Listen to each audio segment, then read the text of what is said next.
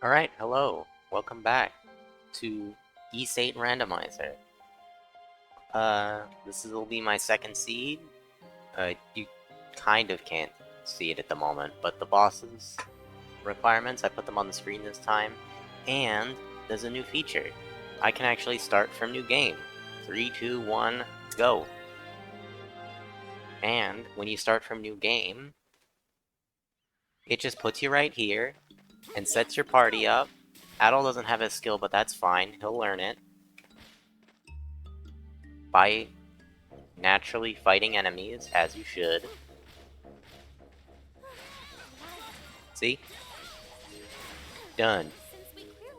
He now has the skill. Now, I do have to admit, this is my second time recording this video. I do know what the first 3 chests of the Rando have in them. It's nothing progressive or anything really important. Because the first time I did this, I didn't realize that I forgot to set most of your menu flags so that you could actually use skills and go into your menu and equip stuff. Like, it just didn't work. Because normally at the beginning of the game, you can't do that stuff. And, I mean, the big one was you weren't getting SP and you couldn't use skills, which was weird.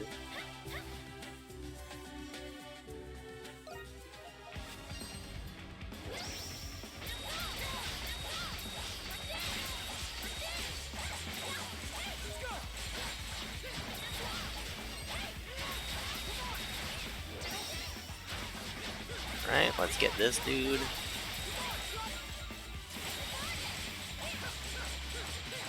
Yeah, I hope that this time the seed is nowhere near as much of a baby seed as it was last time. Last time it was ridiculously easy. So I'm hoping that this time I actually struggle a bit. Because last time, actually, after I finished that seed, I went back to the randomizer program and just generated a bunch of seeds to read through the spoiler logs. And I rolled some absolutely ridiculously awful seeds. Like, there was one where the grip gloves was in an underwater chest in the Eleftheria. And the thing about the well, okay, that's not gonna happen this time. But the thing about the Eleftheria is, once you enter, you can't leave until you beat the boss. So that would mean I would have to beat a level 45 boss before crossing Gendarme. Which would suck. It would make everything on and after Gendarme easy, but it would suck to have to cross Gendarme, or to not be able to cross Gendarme until after I beat the boss of that dungeon. But since grip gloves were in Sphere 0, I'm hoping that we don't find any other progressive items in Sphere 0. I'm still going to check all of the Sphere 0 checks. And Chameleon is one of our required bosses, so I mean, it absolutely makes sense to finish the Towering Coral Forest as soon as we go there. Because I have to finish it at some point anyway. And there's also, like, a ton of checks locked behind grip gloves there. It's like, there's like 12 checks in the dungeon and then another 4 after you beat the dungeon in the area behind. Okay, insect repellent also there. That unlocks... I mean, that unlocks a few checks in the Schlam Jungle. If both of those items are in Sphere 0, realistically that means one of 2 things. Either there's something that requires both of those items. So there's some checks in Schlam Jungle that require both. There's some checks in...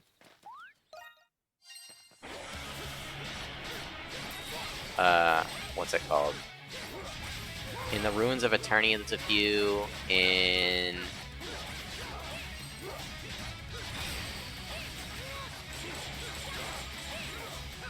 think that's the only ones I can think of at the moment.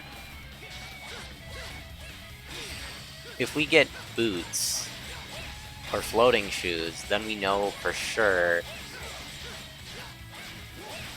that it has to be, like, my guess would be that if that happens, there's probably an important item in the...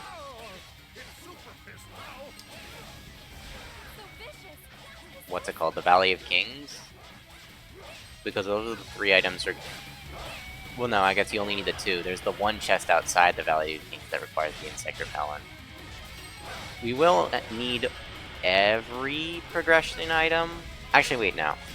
We don't need to go into Eroded Valley, technically. So, the glowstone is not a requirement for this seed. But every other item we'll need to get, for sure. And if there is an item in Eroded Valley, we will need to get the glowstone and check Eroded Valley. So if the glowstone is in Sphere 0, it would probably be a good idea to check Eroded Valley. Oh, and I already have grip gloves, so I can just climb up this. Alright, yeah, so here's what I'm gonna do. Since I actually have grip gloves to climb up this, we're just gonna go this way, and we're gonna check up here right now, instead of waiting until later.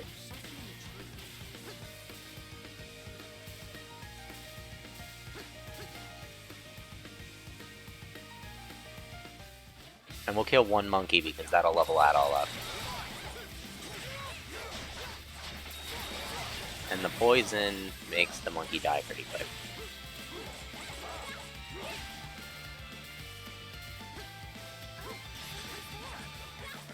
So there's 4 chests. Actually, no. There's quite a few chests I can get here. There's 9. Or no, 8. There's 8 chests I can get here. 3 on the road up to the cave, and then 5 in the cave, because I have the insect repellent.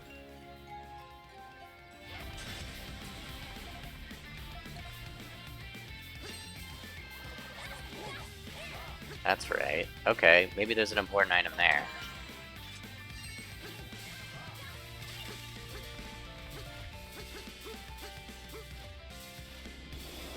Let's see.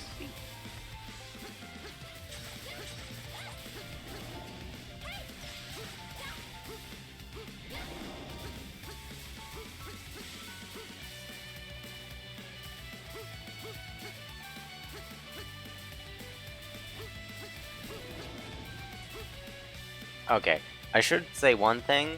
So, there are a few interesting things I put into the logic. Mostly just like... I guess, I say interesting, more like a few fail-safes that are in place just so you don't have to do anything wildly ridiculous. Like, technically, there's a chest locked behind the super boss at the bottom of the Silent Tower. However, I have vetted that check for all the, well, obviously the progressive items required to get there. So the insect repellent and the double jump. But I have also vetted it for the grip glove. Because it would be absolutely ridiculous to make you fight a level 80 super boss instead of, well, before even getting the opportunity to upgrade your weapon past, like, the early game weapons. Well, I guess, if you can get there, you can also get to, like, the Eleftheria, but again, you have to beat the boss there to upgrade your weapon. Like, it seems kind of ridiculous to lock you out of half the game. Also, where am I going? Oh shoot, I forgot to touch the crystal in town. That's why I'm here. Alright, I guess we're walking back. Maybe that's something I should do. I should just make it so that that crystal gets activated automatically when you start the game, so you don't have to worry about it.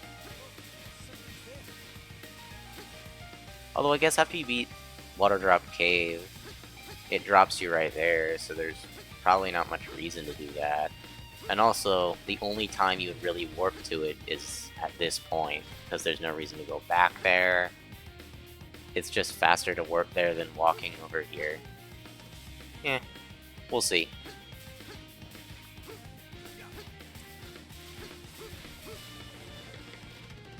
But yeah, adding the you just start at that cutscene in Castaway Village was a lot easier than I thought it would be. It only took me like 10 minutes, minus that one little hiccup we had the first time I tried this recording.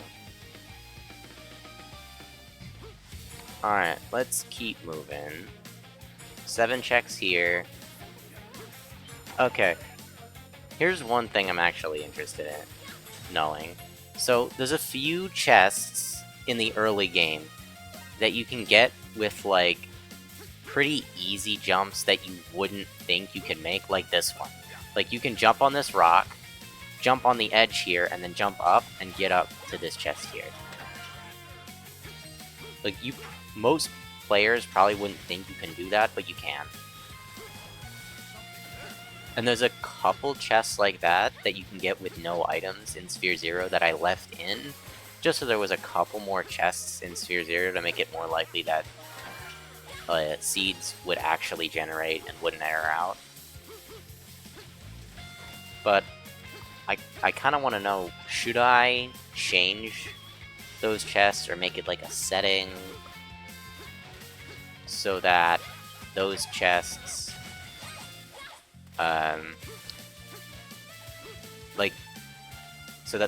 require items that would be, or make it more obvious that you can get those chests. Because, like, another one I did was, there's that chest I used to get up to, use the grip gloves to get up to after beating Avila Drago. That one, you can go from above, and you can do some aerial movement to get down to that chest without having to have the grip gloves. I have vetted, like, glitches and stuff. There's no logic that requires glitches at the moment, or that expects you to know how to do glitches. Like that chest I got with the grip gloves again, you can use glitches to jump up the wall without the grip gloves and get there. Which sometimes I'll do, just because it's faster. But you can get it anyways without the grip gloves through not glitchy means. But not every player would necessarily know that. And I left it in because, honestly, one of my favorite parts of doing randomizers like this is just learning all the cool little tricks and things you can do within the bounds of the game that aren't, like, glitchy to get things when you're playing through the game with a set of items you wouldn't normally necessarily have at that point, which is pretty cool.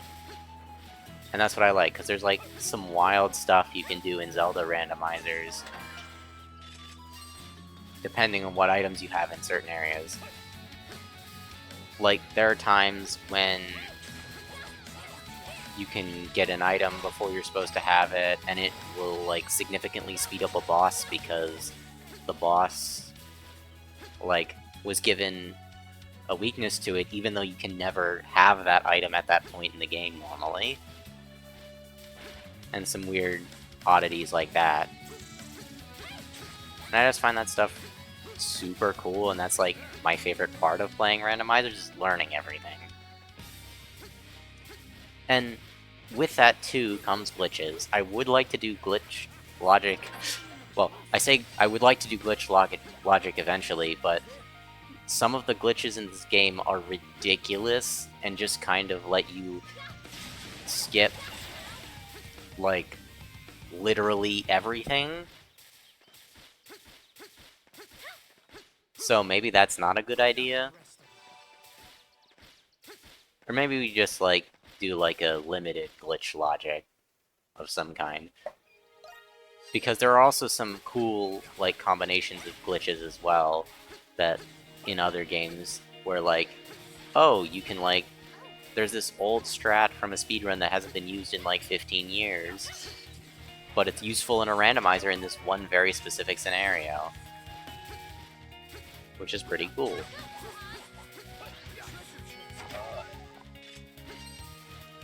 Now, that probably wouldn't be the case here either, because, like, the glitches in this game are a lot more freeform. Like, infinite height is very useful.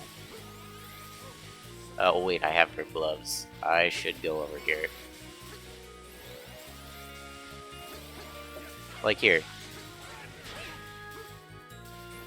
You can just kind of... You can jump up here. If I can... Here. Oh my gosh, die, please.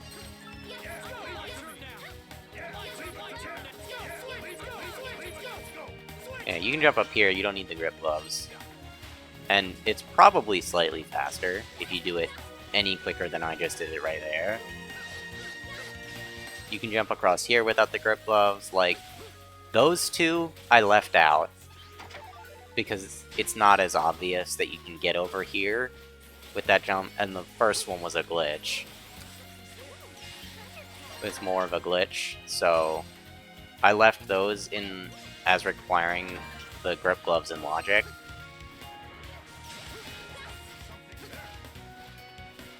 But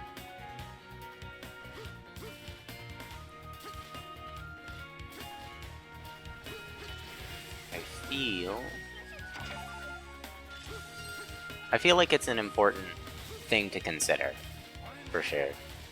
Alright, boss time. Should be easy, though.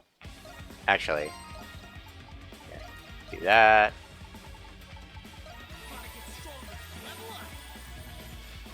Here, make the fight easier.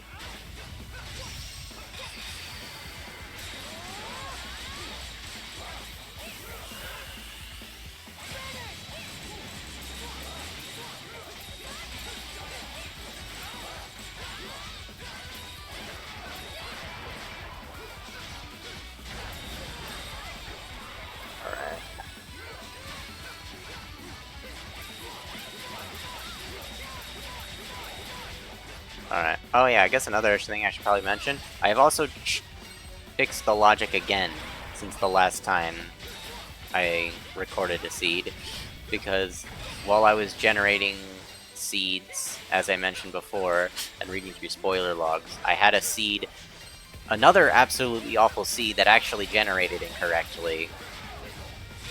And so I needed to fix that. But I fixed it. And we're gonna do a couple more recording tests.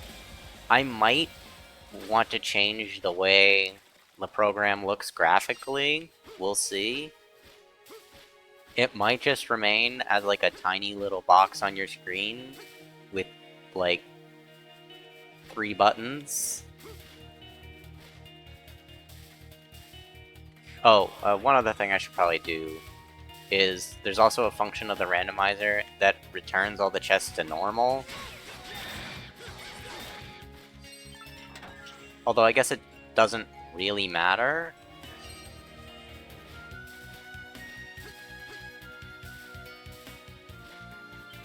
If you can... maybe? So I was gonna say, it doesn't really matter because there's a bunch of other... So, maybe I should just explain how it works. So, there's like 2 parts to the randomizer. There's the part of the randomizer that randomizes the chests, and there's the part of the randomizer that controls, like, it changes the stuff in the maps. The part that randomizes the chests is what the program does, but then what changes the maps is there's just a file that contains the cutscene data and other things for the maps that need to change, as well as the stuff that happens when you start the game, and when you use certain items, what they do, is just a bunch of files that you copy into your game location, and it changes the behavior of those rooms and actions.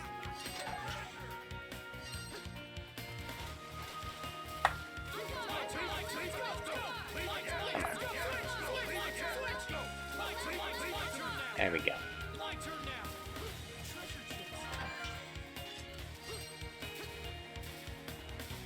But yeah, so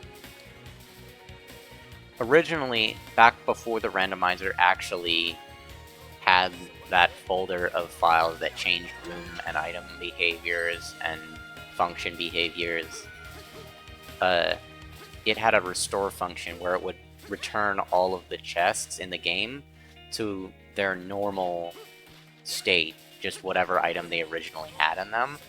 But now, since there's all the room and behavioral changes that are controlled externally, if you wanted to return your game to normal, you would have to you'd either have to back up your game files manually beforehand, just do like the old copy and paste, or you would have to like use the Steam verify game files button, which can take like 15-20 minutes depending on how fast your internet is, because this game is not tiny. Or I guess I'd say how fast your internet is. It's more your PC in that case, because it's not downloading every single file in the game. It's only downloading the ones it needs to replace along the way.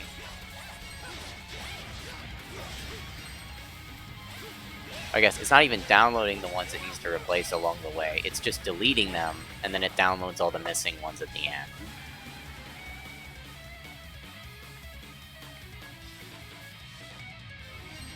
But it does need to look through all the files in the game and check and see which ones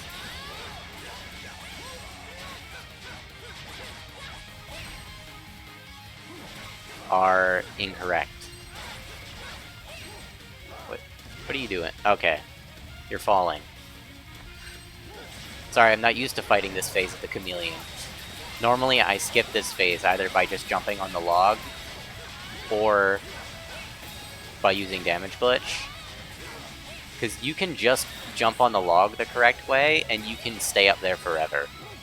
I find it a lot easier to do on Inferno difficulty when his attacks are faster. That's probably just the because that's the difficulty I learned how to do it on. So that's the speed I'm used to. But the other reason is it times better with Adol's aerial attack. You don't have to air stall as much or jump as late on Inferno, because his attacks are twice as fast. Alright, no more good items yet since the insect repellent. It's a good sign. It means we're in for a good seed.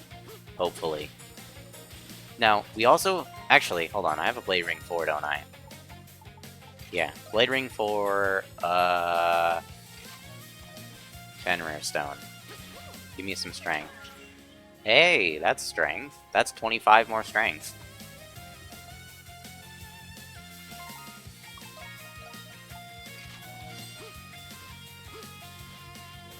Just when I was starting to complain about strength. I mean, our weapon also just got upgraded, which is a bunch of strength as well.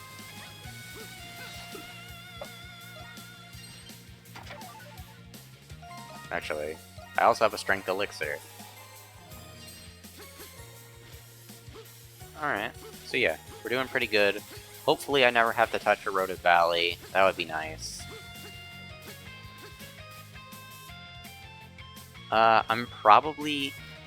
think I'm going to stay away from the south side of the island, or the Longhorn Coast portion of the island. The stuff that's blocked by the insect repellent for the moment. I want to wait until I get the Archaeopteryx wings before I head there. Because ideally, we have the Archaeopteryx wings, and we can check the Silent Tower region and the Eleftheria when we go down there as well. I might check I'll probably at least grab the warp point down by Shlam Jungle at the entrance, because I have to go down there to get a check that's in Sphere 0 anyway.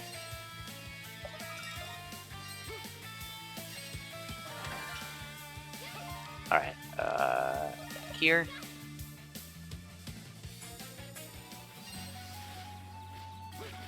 And I could probably do all of the early checks in Shlam Jungle as well, if I'm there anyway, for the warp point. Question is, do I kill the boss? Because I don't have Aura Blade yet, which makes... Actually, if I kill the beehives outside, I'll get Aura Blade. Yeah, okay. We'll do that. We'll use Insect Repellent on all of the beehives outside, get Aura Blade, and then kill the boss there, maybe. Because that mid-boss takes a long time if you don't have enough strength to just kill all the little Aura bees really quick.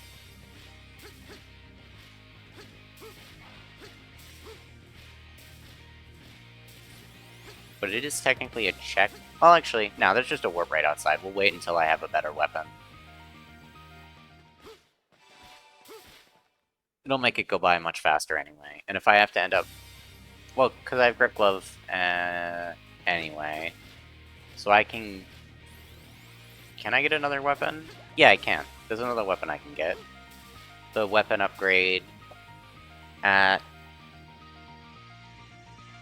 the freaking... What's it called?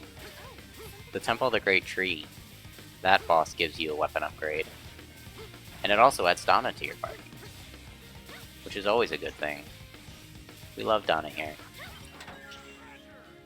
Crimson Fang. How much strength is that? Does that give strength? It's 25? Alright, it's better than the Fenrir Talisman, and I get HP drain.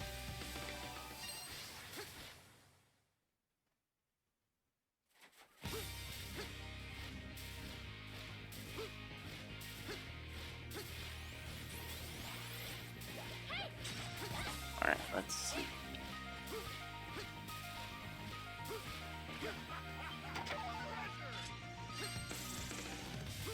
Actually, another thing that's definitely going to slow this thing down is I haven't found the Spiral Manual yet. Likelihood is we won't find it, because there's only one in the pool. There are a few items that I added to the pool that are duplicates of items that are already in the pool. Most of them are like accessories or arm pieces or armors that like I either misinput the quantity or I accidentally put two of the same item in, because most of this was done like in the middle of the night when I was half asleep and doing very repetitive tasks is kind of boring and can cause you to mess up. Like, that's just what happens. So, I screwed up, inevitably. Ooh. Okay, this is another thing I was considering doing. I was considering making the experience items and the Tempest elixirs and the other stat boost elixirs give you more, so that they felt more impactful. Because there's not a lot of them in the pool, and whatever's in the pool is it. So I feel like making them a little more impactful would be pretty good. Like, maybe make the strength and defense ones give 10, make the HP one give like 500 HP instead of just 100. Now there's quite a few life elixirs in the pool, I think, compared to strength and defense. So maybe that one doesn't need to go as high, because 500 is a lot early in the game. It's not as much once you get to the end game, though. Like, finding a life elixir early, if it was 500, would make a lot of the early stuff, like, feel like a breeze. I also would want to make the Tempest elixir level you up probably 3 to 5 times, because there's only 2 of them in the whole item pool at the moment. And if you find a Tempest Elixir, generally you're going to end up wanting to save it until the end. But if I give it more level ups, like the more levels it gives you, the more worth it would be to use earlier. Because realistically, the question would be, right, like, if I use this now, am I going to, like, if I use this now, am I going to get less level ups from defeating the next boss I fight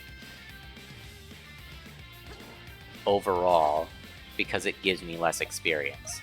Like, if I made the Tempest Elixir give you 5 levels, like, by the time you get to the end of the game, like, even if you're 5 levels under a boss, you're still not getting enough experience from the boost for being under leveled that you're getting 5 levels off the boss. So the Tempest Elixir is absolutely worth it in that scenario. And even in early game, when you're fighting bosses, you're not getting nearly as much XP. Also, I totally said Aura Blade earlier when I meant Force Edge. Oops. They're both good skills, though. It's just that you don't get Aura Blade here. You get it later.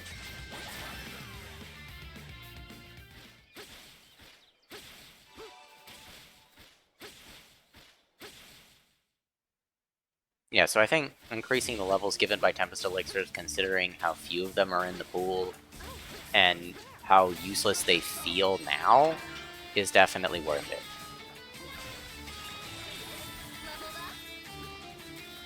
Ooh. Oh, hold on. Easy. Bravery Bracelet. Earth Orb. Alright. That's plus 75 strength right there.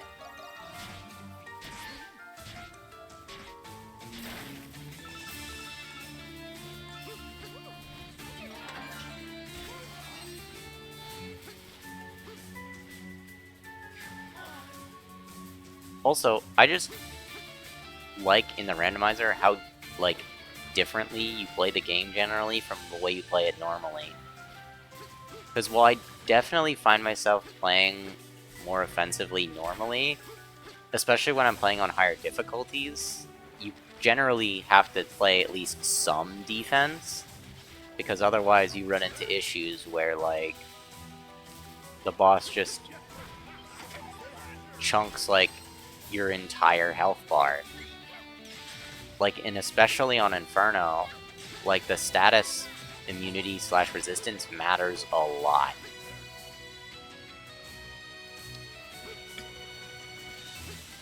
And even on Nightmare, that's the case as well.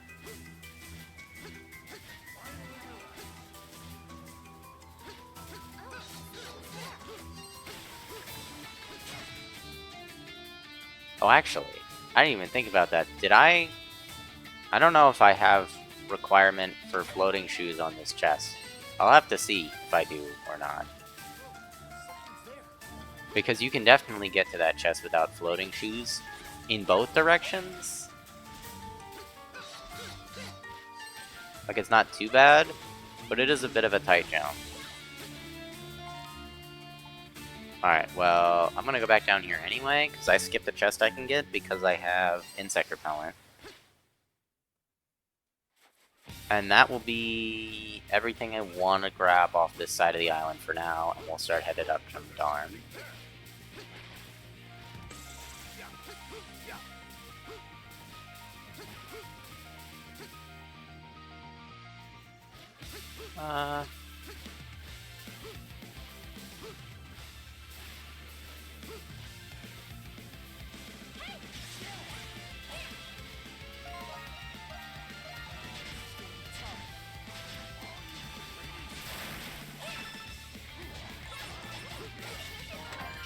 Wings of Heavenly Flight. That's another thing, too. I find myself using items that increase the power of my Flash Guard and Flash Move. Now, part of that's because I'm playing on easy and enemies just have less health.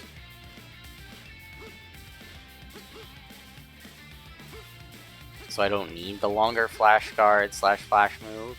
But generally, those things help with damage glitch as well, so I would use them a lot.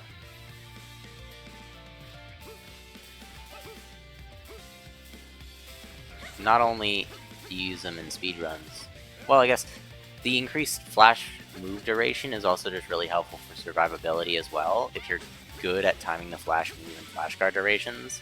Especially because the flash move one extends the time to like 3 whole seconds, which is kind of ridiculous. And you can re-trigger the timer while the timer is still up. It leads to some definite, possibly cheese, but in the randomizer, when I'm trying to just go, I end up running just as much strength as possible most of the time. And then I'll, like, if I want to set up my NPCs, I'll either set them up for just as much damage as possible also. Like, if I have a Savage Mask, I'll absolutely give them the Savage Mask. Because when you use your ultimate, your allies will start using skills during your ultimate. And Savage Masks boost skill damage by 1.5 times. But the downside is it uses extra SP, but because party members don't use SP, you're getting all the benefit for none of the downsides. Which is super nice. And then generally I'll have one party member, usually Laxia, run just max evasion. Just in case.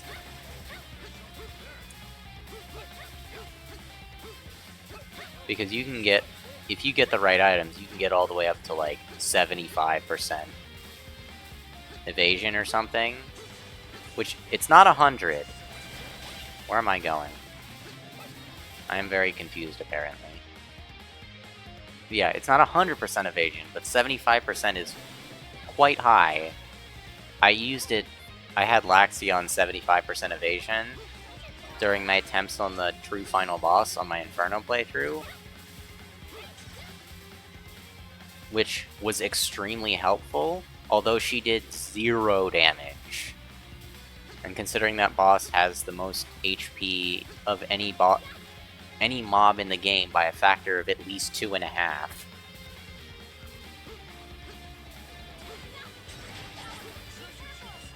Times, I should say. It was quite a long time, even though the boss only had, like,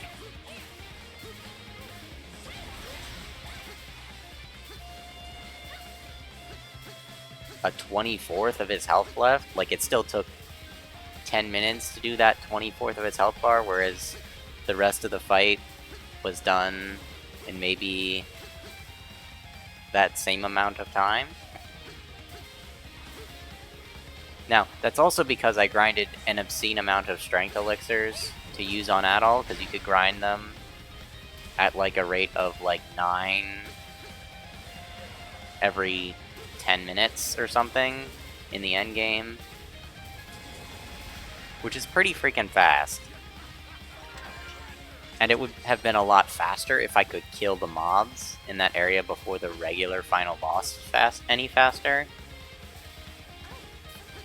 But again, Inferno, just every mob has way too much defensive capabilities.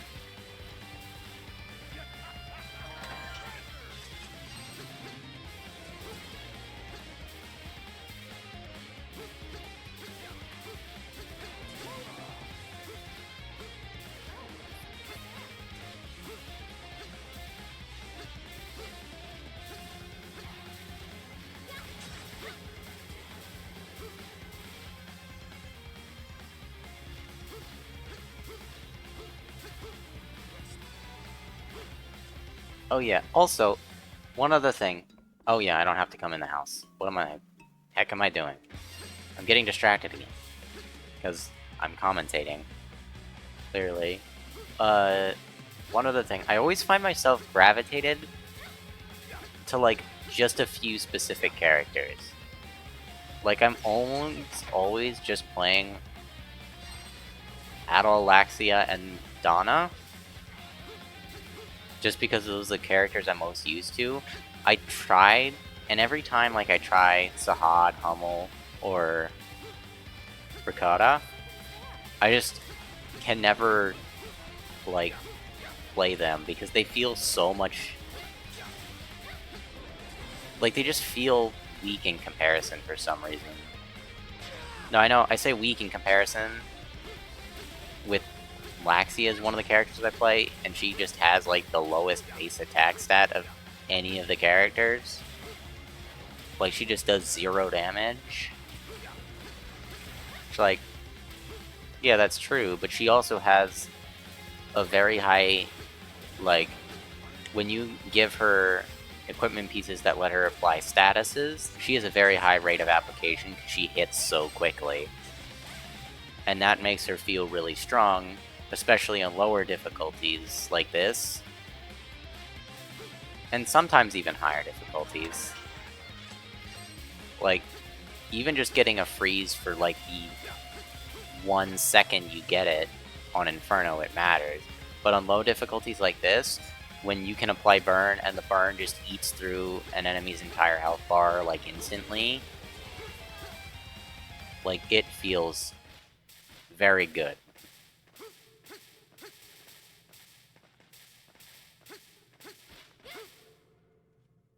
And then Donna, you have to get used to because of all the extra stuff that happens where you have to play as Donna.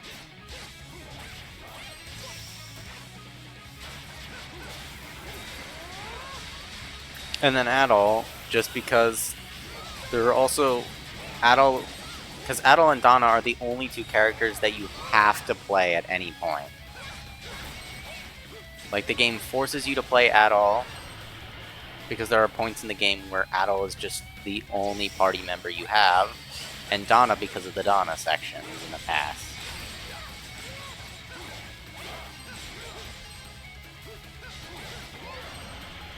And then Adol also has his solo boss fight at that one point.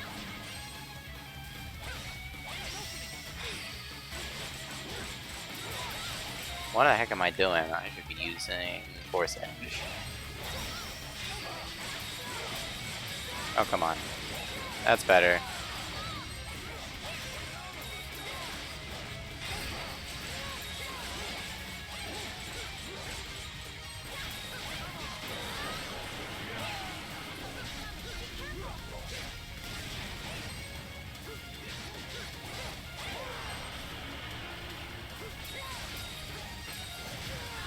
Ow. Oh. Alright. Come on. Don't turn around.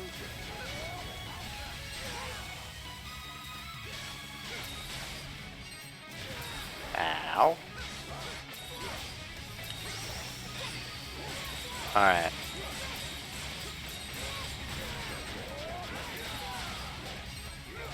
Come on. Attack me so I can get a flashbang, please.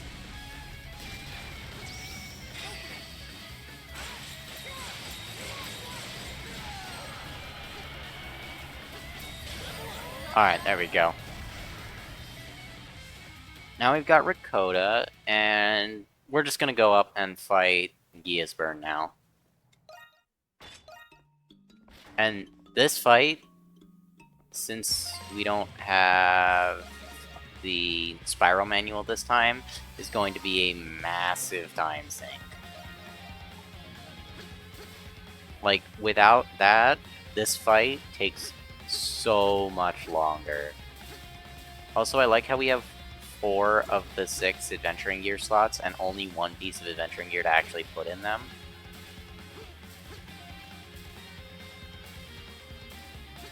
It is Very interesting indeed.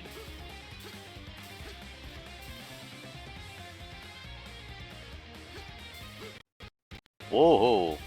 What the heck was that? Computer did something it didn't like.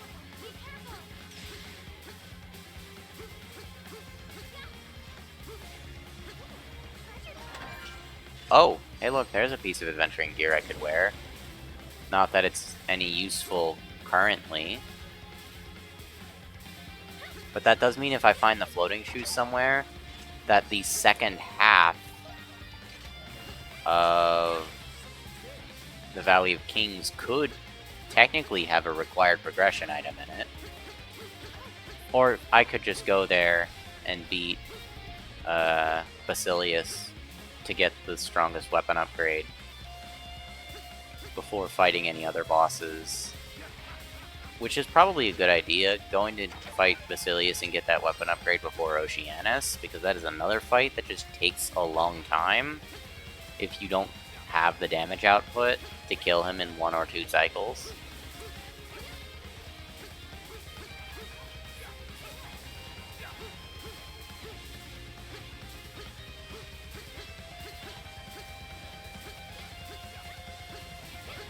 And I really hope that the Archaeopteryx wings aren't in like an absolutely ridiculous spot.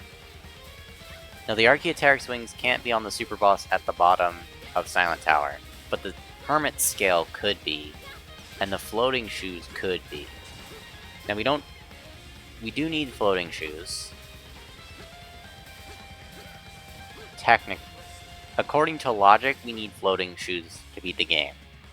But technically, if you have Hermit Scale, you don't need floating shoes to get through Lavinia Marshland.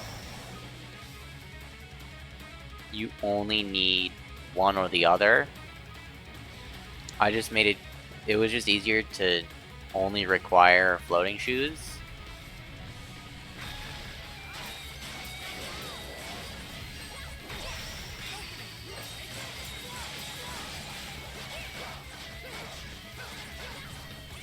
Because it made the logic simpler, and you can't get all the chests in Lavinia Marshland without the floating shoes anyway. Unless you use glitches. And navigating it with just the Hermit Scale is awful. Anyway, because you have to walk really slowly along the bottom of the marsh. And it sucks. Alright.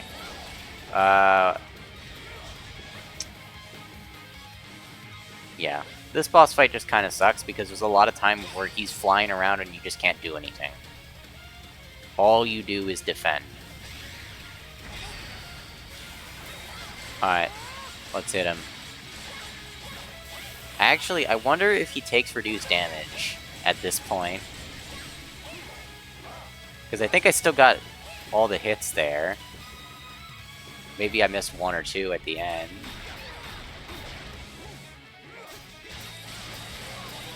But yeah, that looks like it was doing full damage. Alright, and now he's phasing. We're gonna get the Fire Spew, which is like 40 to 50 seconds where we just can't do any damage.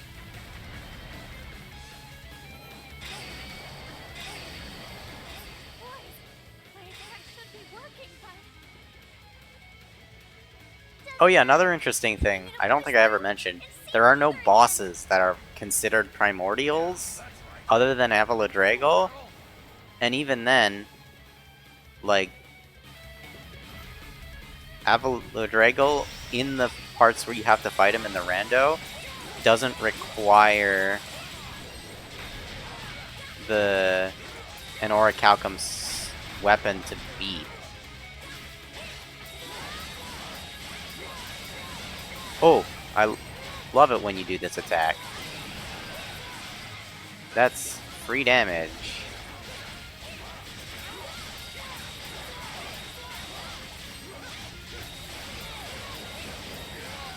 Oh, come on. Don't you do the fire spit again. Cool. Actually, you know what? It's fine this time because he doesn't have to do the whole freaking animation. I did flash move, though. Alright, just land.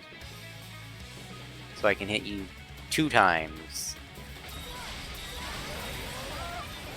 There we go. Awesome. Not as long as I thought it would take.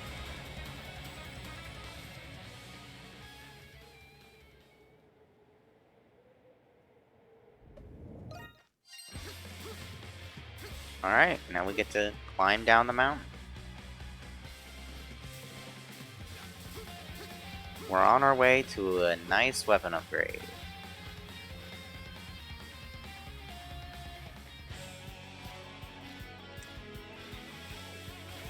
And we're also getting to the point where I'm slightly worried that I am going to have to check, like, some odd places for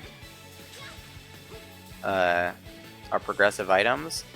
Like, interesting thing about Octus Overlook, all of the checks there don't require any items other than the grip glove.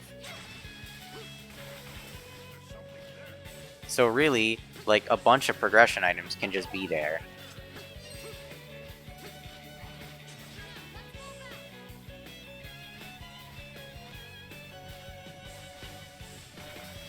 However, there's not as many checks there as there are in some other locations, so it's kind of unlikely.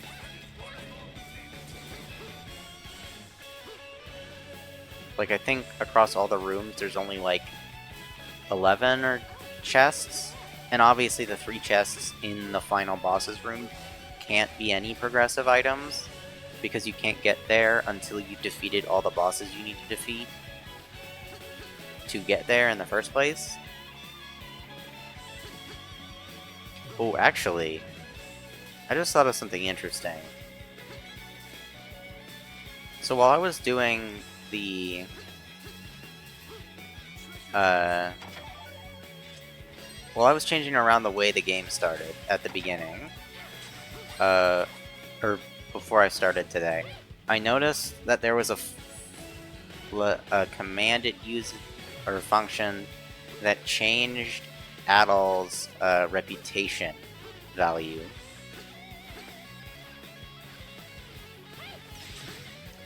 So I was thinking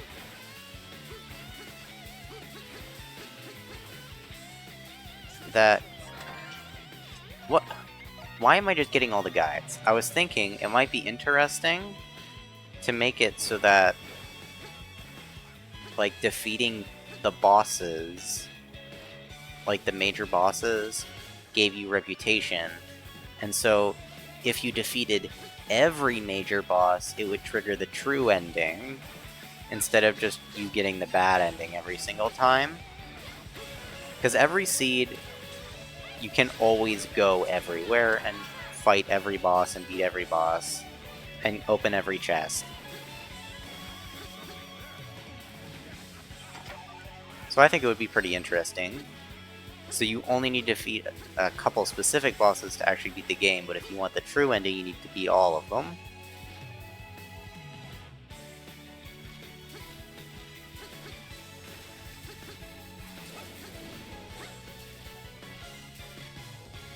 And maybe it could even be a setting, or there could even be a setting too, where the bosses you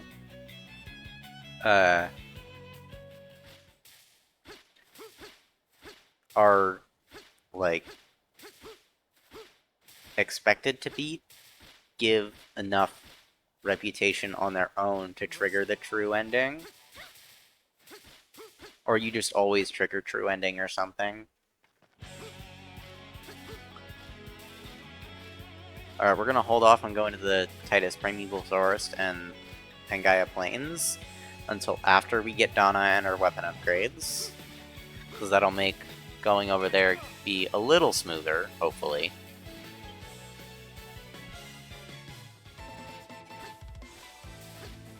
Technically, I could walk down to Lavinia Marshland and open one chest now that is in logic, I'm not going to. That's kind of dumb. Little bit too much of a walk for one single chest.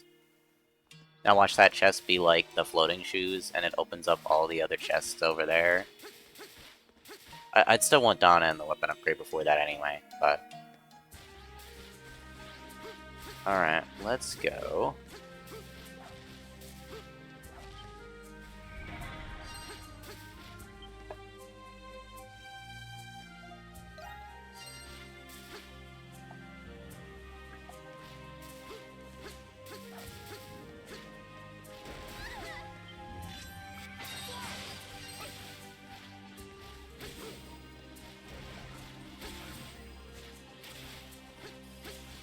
Okay, one other thing I was considering is... Because I'm not convinced that I could successfully add new items to the game. However, there's a bunch of items that currently in the randomizer don't really do a ton. Like, the different guides, like, they all do exactly the same thing. So there's no reason to have all of them in the game. Like, I could utilize 4 of the 5 guides as other items. Like, I could change what they do so that, like, I could have items that add new party members, or an item that upgrades your weapon. So that instead of having those things tied to specific boss fights, those are also randomized into the pool.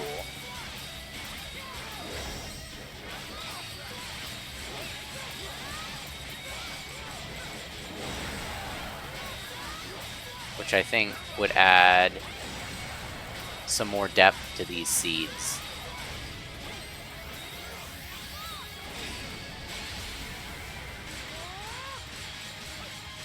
Or at least some more fun options. I'd eventually also like to get, like, maybe a music and sound effect randomizer option there. That's always fun.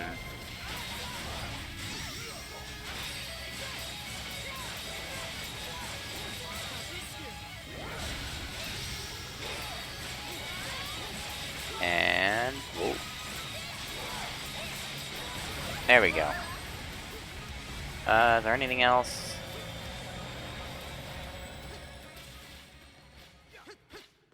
Nah. That's all I got for now. Alright. Let's... Actually, you know what? Let's just go. We're gonna check the world tree. Right now. Great tree. Whatever it's called.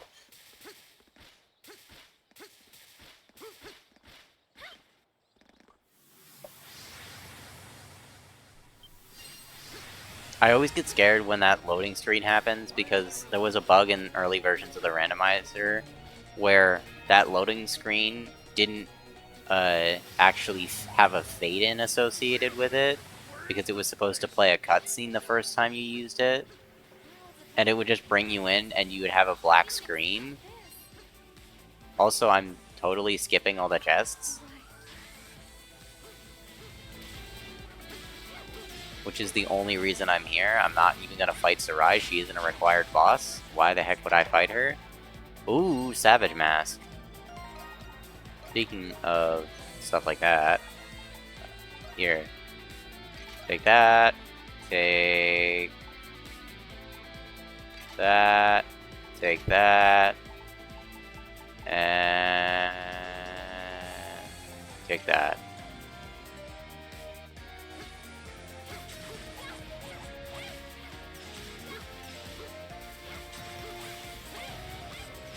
Alright, let's see.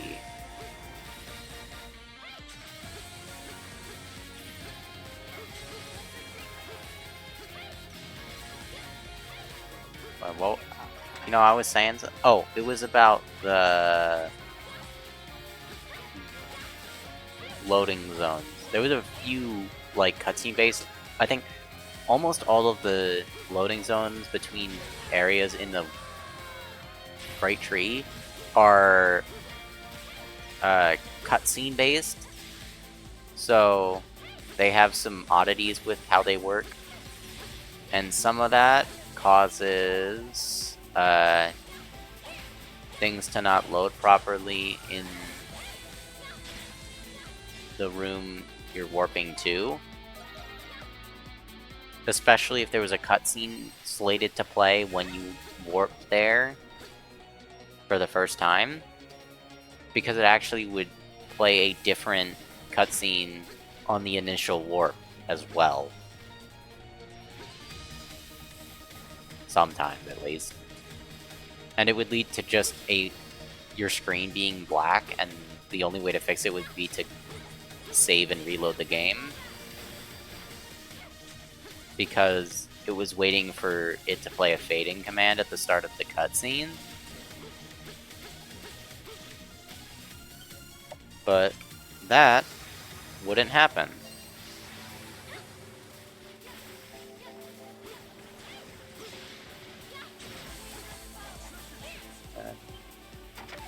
One. Yeah, but that wouldn't happen because the cutscene trigger had already been set so that the cutscene didn't play in the first place.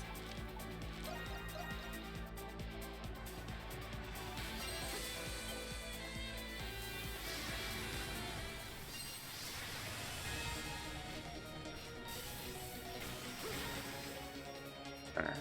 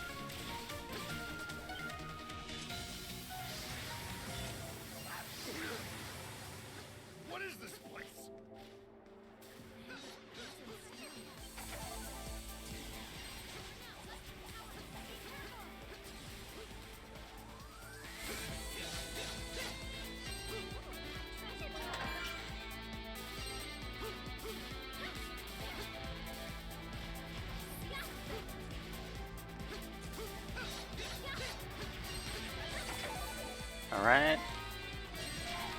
Whoa.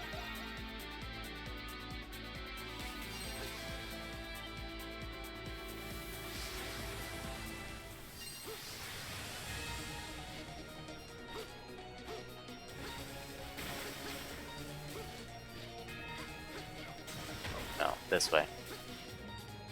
Alright, only one more area here.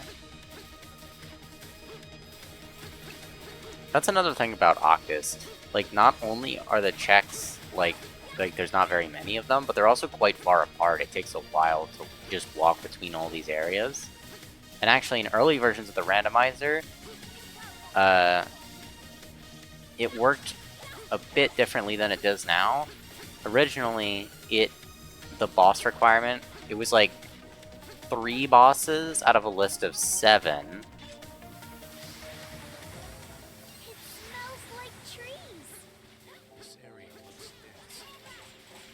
And the boss requirement was applied to being able to enter Octus, and you still had to fight all the mini-bosses in here, and all the...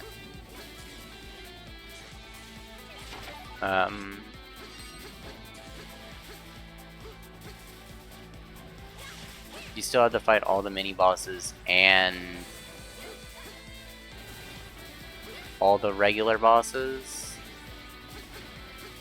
to get the Mistletoe and fight the final boss. But it honestly, it felt like a little bit too much, just requiring you to do like the same... Oh, I didn't touch the crystal here. I need to go back and touch the crystal here. Oh, I also, that's a good item. Sorry, I just completely lost my train of thought there. It just... Okay, yeah. It just felt like a little bit too much to be doing, like, have the last 30 minutes of every run be exactly the same. And while it might not necessarily be 30 minutes every single time, it's like the last, like, it's a significant portion of the randomizer run that you'll be doing over and over again that is going to be the exact same every time. So I figured it was better just to get rid of it. Makes for better replayability. And it makes the run shorter anyway. And at that point, the runs were... I mean, if it's adding 30 minutes onto every run, it's making it quite a bit longer, actually.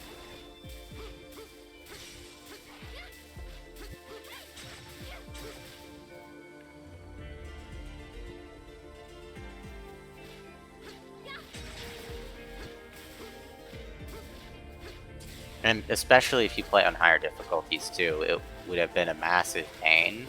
Because some of those mini-bosses, like there's this one, the crab, has like infinity defense for some reason. And it takes like 2 damage from your attacks, even if you're the same level as it. It's kind of ridiculous.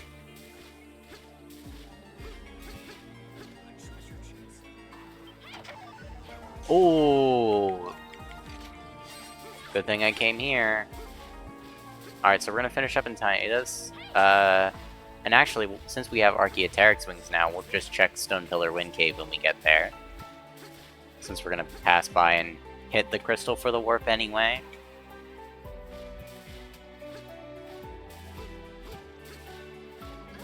And then we'll do Pangaea, and then we'll do everything in the Eternia Ruins and the Bellado Monastery that we can. And then we'll head straight through the Toll Highway and do all of Baja Tower. And then after Baja Tower, we'll warp back to the Schlam Jungle entrance. And check everything in that general area. Because we still need floating shoes and... Hey, check that out. The view is great. Hermit Scale to beat this sea.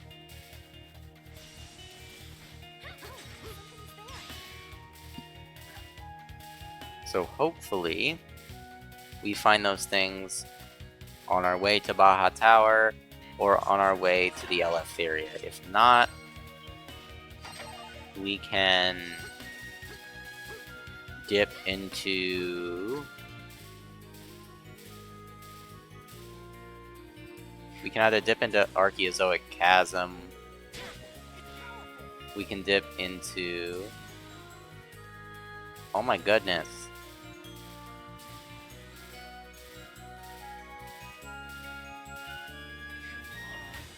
There we go.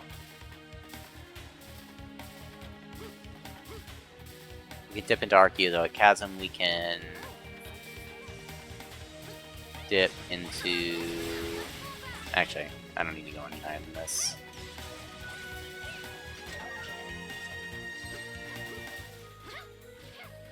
What else can we dip into? We can fight the boss in Schlam. If we find Glowstone, I guess we can check all of the Eroded Valley if we get desperate. We can do that one check in... Freaking, what's it called? We can do the one check in Lodinia Marshland. We can do the 2 checks on that road. What's it called?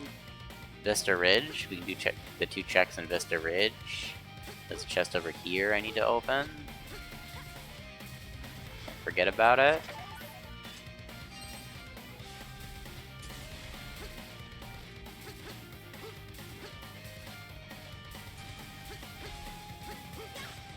And I think outside of the things I already listed, that's everything that I can do. I'll do a quick check if we do run out of things that I can think of off the top of my head, but I believe that's it.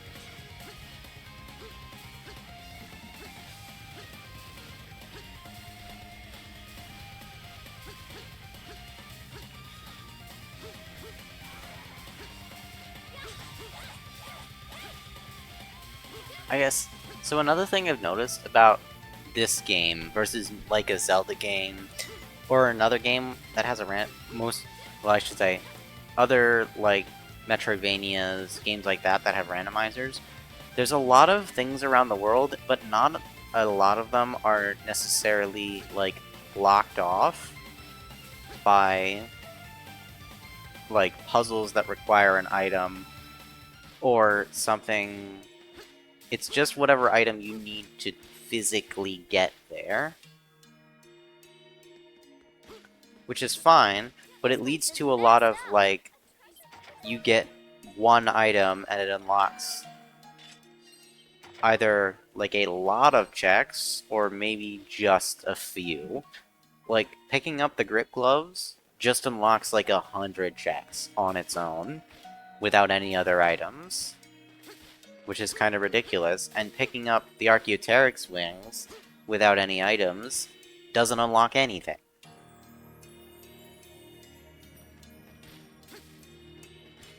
And that on its own is fine, but even with other items, it probably only locks like,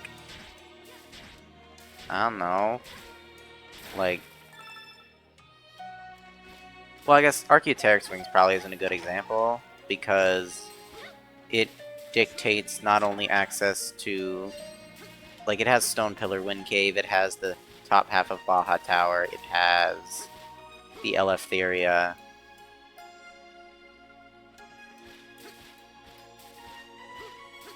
But like Hermit Scale, it's basically just that one underwater cave and the dungeon you get it in.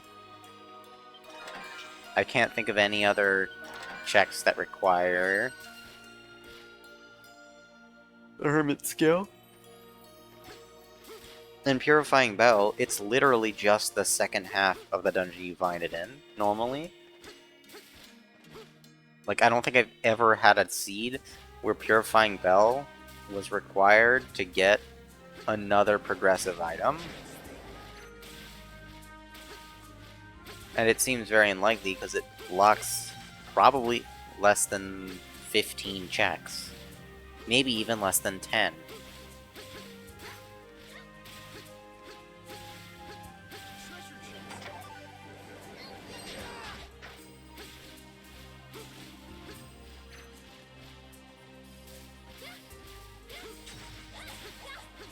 And also, I would like to just... I mean, I feel like it'd be hard to add extra, like, barriers to give additional checks to items that don't have very many, but it would be easier to add additional barriers that give other items less. Like, for example, maybe we could add, like, I could add a barrier item for like some of the overworld trees.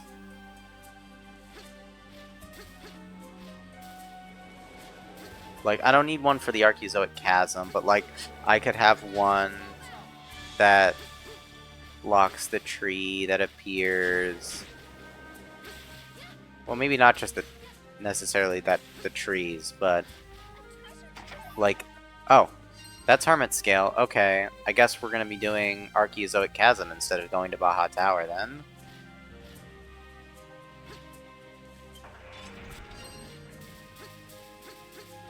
But like, maybe one that blocks off Pangaea Plains and Titus Primeval Forest and Stone Pillar Wind Cave. And maybe one that blocks like I'd like to have a little bit more separation for progressive items at certain parts of the game, mainly on this half of the island. Now that's also partially due to the linear nature of this part of the island, because you're expected to travel through a lot of it just in one fell swoop. Just run through. Basically, you're supposed to like run up Gendarme, go down, you go through Titus Primeval Forest, you go through the plains, you end up here, and then it starts to branch off. But there is a shortcut that allows us to cut out that Titus, Pangaea Plains, Stone Pillar Wind Cave area. So that area could, in theory, be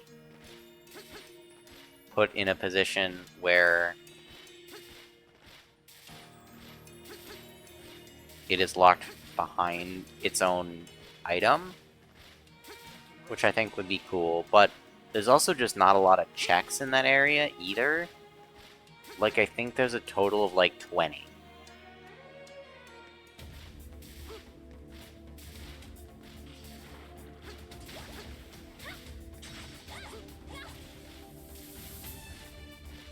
Oop, not this way. And put this on. I didn't... No, there's no chest in this first screen.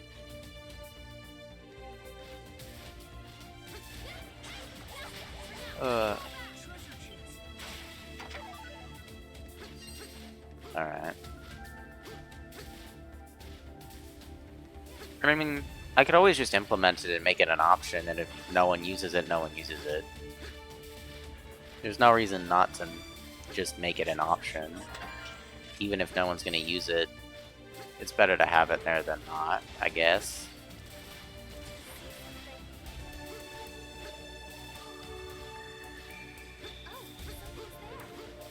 And actually...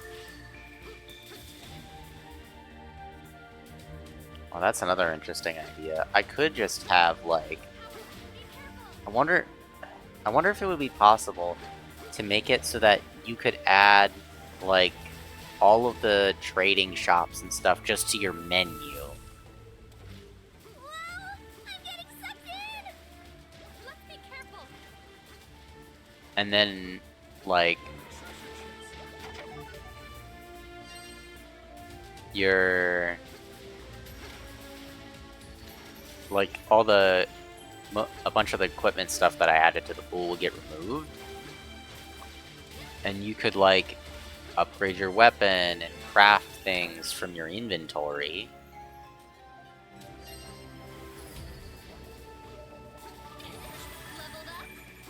Like, that would... I think that would lead to some interesting...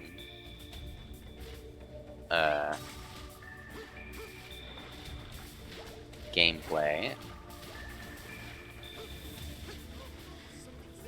But you wouldn't be able to combine something like that with weapon upgrades.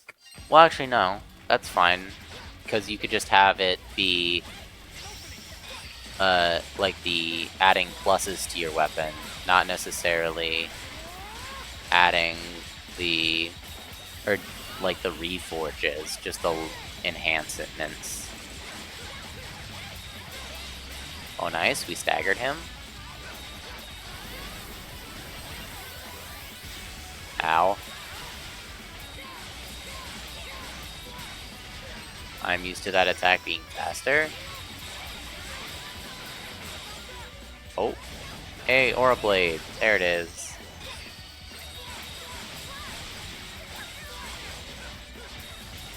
Oh, hey look, we staggered him again.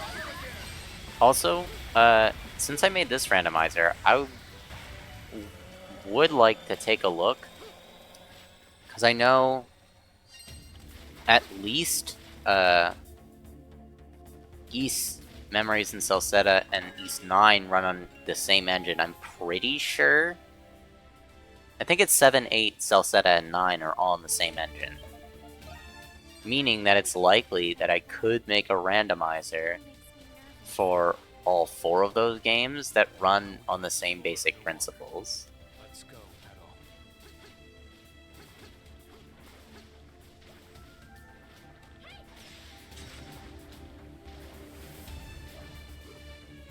Now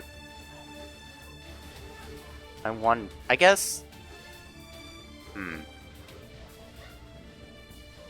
Here's the thing, though. With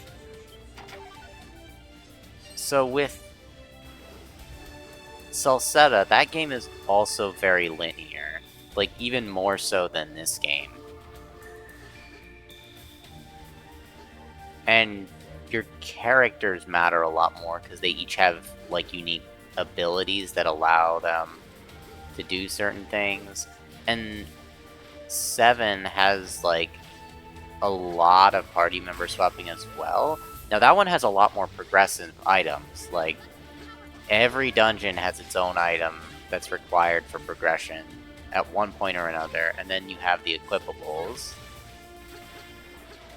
Because, like, you have the sap in that first dungeon. And then you also get the equipable boots that destroy spikes. And then there's the one that unlocks, like, all the shortcuts. Like, I feel like 7 would probably be pretty interesting. 9 would be really weird. Because, again, it relies on your character's individual abilities a lot.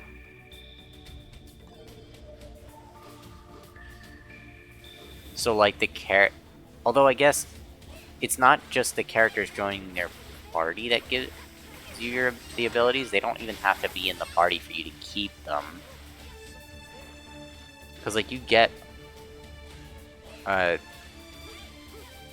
Hawk's ability, and then you get to keep it even if you, like, even after he leaves the party later. So it doesn't have to necessarily still be tied to the character joining the party. But that game would still be kind of odd, just because of the way it's structured. It would end up being a lot more open than most of the other East games,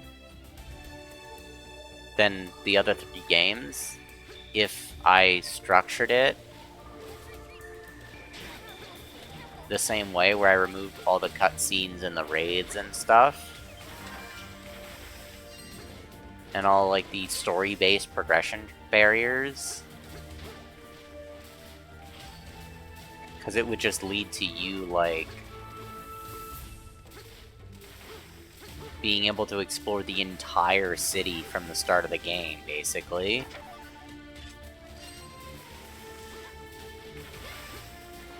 And there's not really much you can do without at least, like, one explorative ability.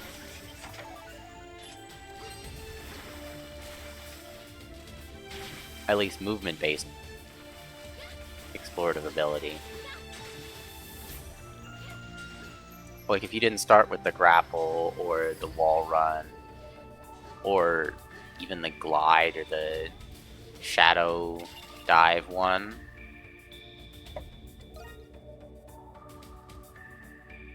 It would lead to,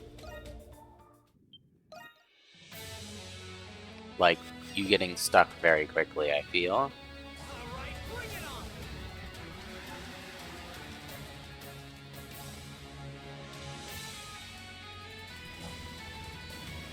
Alright, let's see how this fight goes.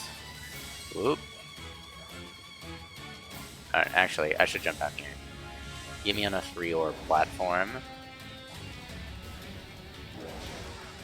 Ow. Ow.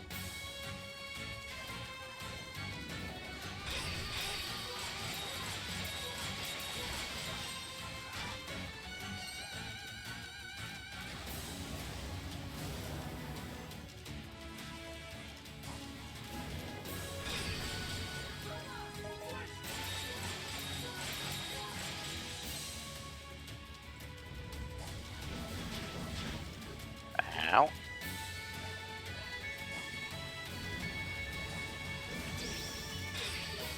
Oh yeah, and I just remembered, I should be doing this with Donna. Because she will do more stun damage. Even if her strength stat isn't as high at the moment. Because apparently, for some reason, stun damage on this guy with the orbs is more based on your level. Or something. Donna just does more than at all. I don't know why. Let's end this.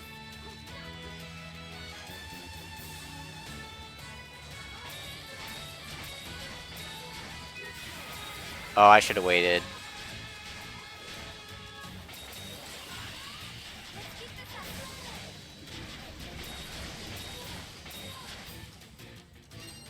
Okay. That's okay.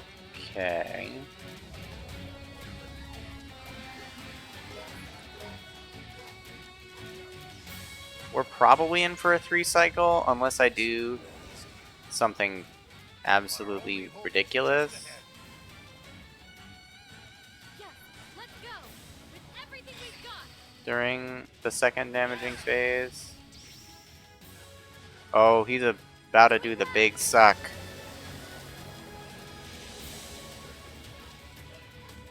Oh, dude, really? Alright, here he goes. Is he gonna do the tail swipe? Oh, yeah. Missed.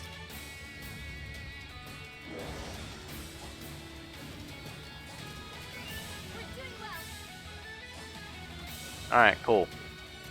He is, inking the platform I am not standing on.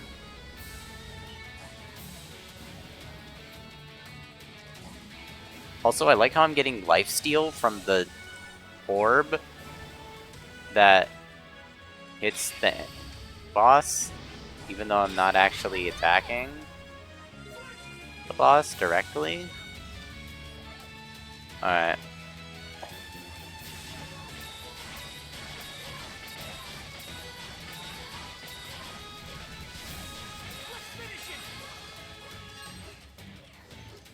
Alright, this will be the last phase.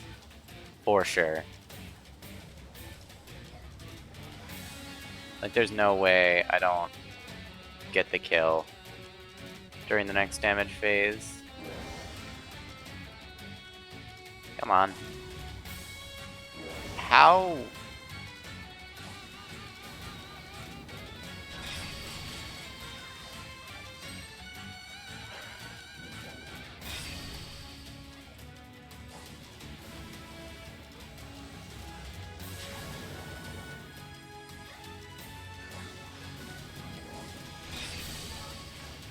Alright.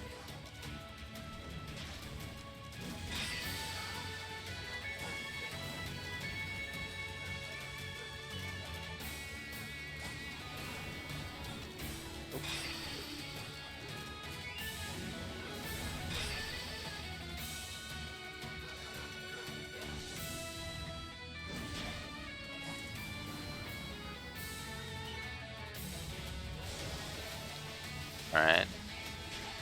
Ow.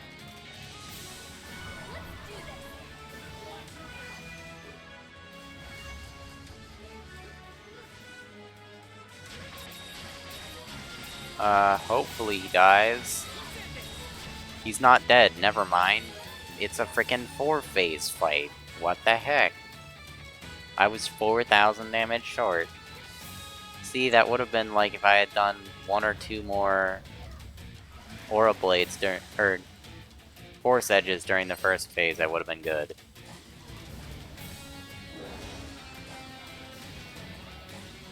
Because if he's... Actually, he might even drop early. We'll see. Because he can drop early if he drops too low on health before his break bar is full. And if these are doing like, what, 300 damage a hit? No, I still think his break bar is going to fill first.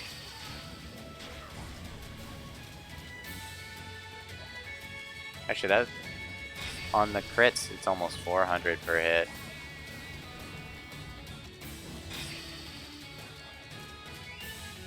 Because this one's going to break in. Oh no, the next one will. And it's also going to drop him below 1,000 health.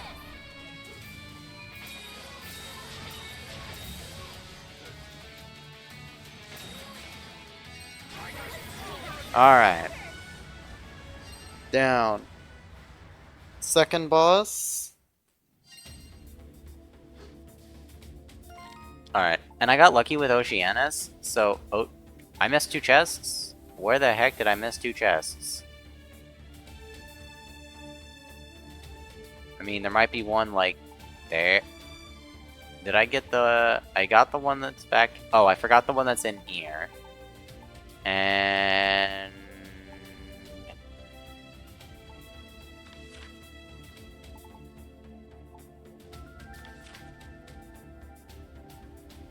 Why is there an upper level? At what point? Oh, I guess it's in that very, very first room, isn't it? Okay, so we're gonna warp here. We're gonna get the one chest that I missed over this way.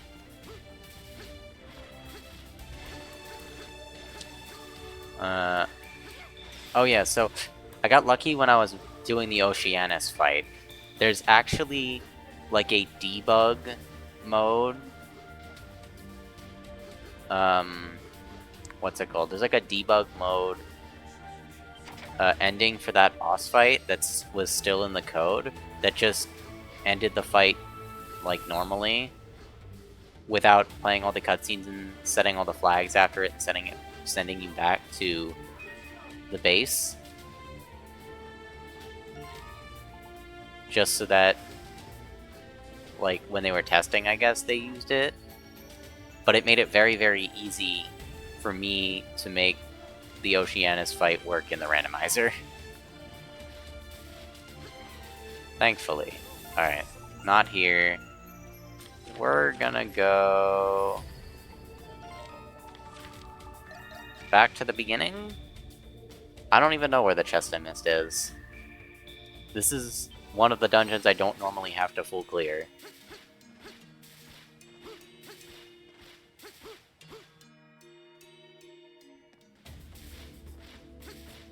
Sit. Because this is the upper level. But I was gonna say, I didn't think there was a chest up here. That's what I thought.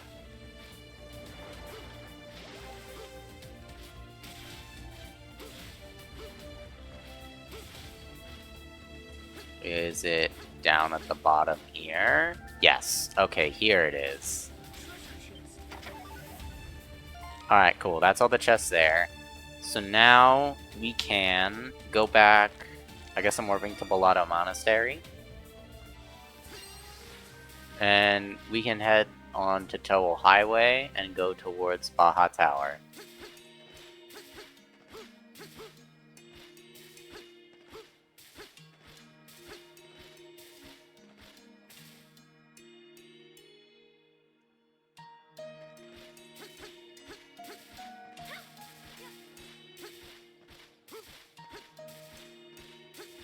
And hopefully we find the floating shoes.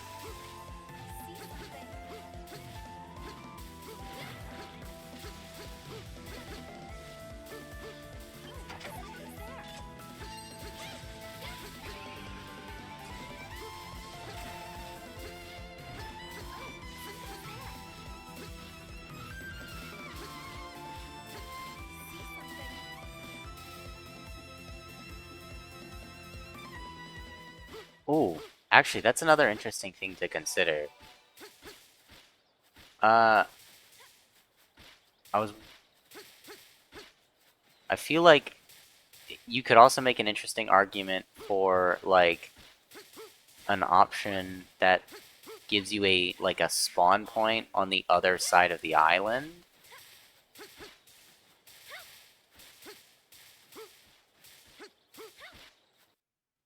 So that you get to check everything over here first, but then I guess you'd be super underleveled for, like, any bosses you had to fight. And you wouldn't be able to get any weapon upgrades or anything. Although I guess I could just, like, change the levels around if I did that. But then mechanically all the endgame bosses would be super easy. Or I guess all the high level bosses would be super easy mechanically compared to the low level ones.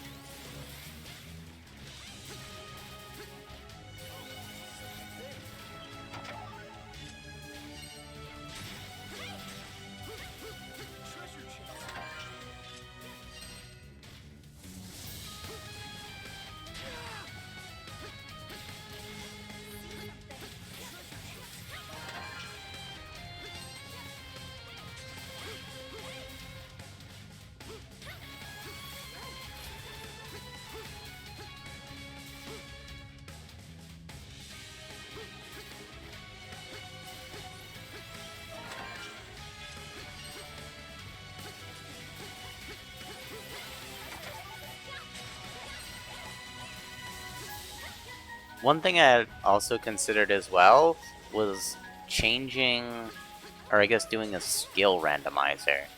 Like randomizing the level that the level of the enemies you'd have to fight to learn a skill. Possibly even randomizing the skill given to you by the book you find for each character.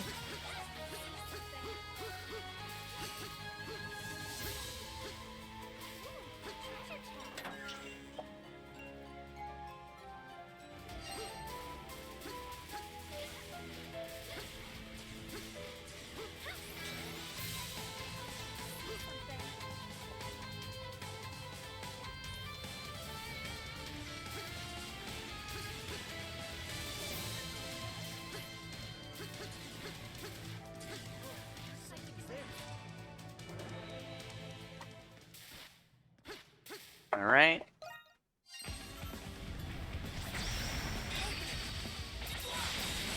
This guy should go down real quick. Considering I'm like 2 weapon upgrades higher than he is, and on level.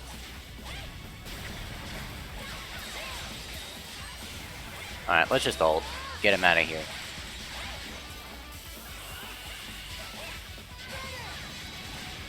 Jeez, that only did like... Ah, well, it did a lot. Alright, cool, level 45.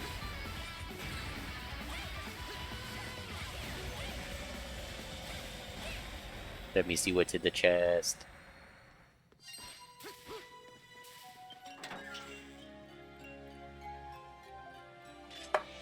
Actually, I didn't even consider it till now, but I guess it's possible I could shorten the length of the cutscene of those, like, boss death cutscenes, because they are kind of like a little bit longer than they probably need to be.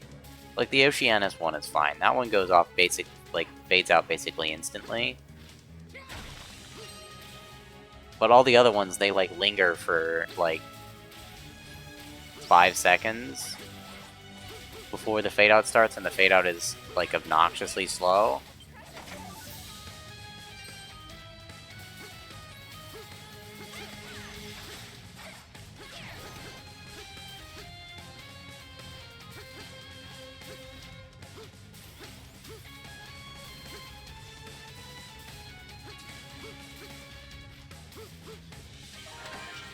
Ooh!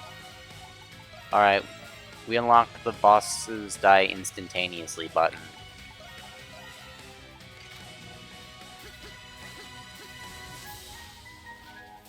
That is a big find.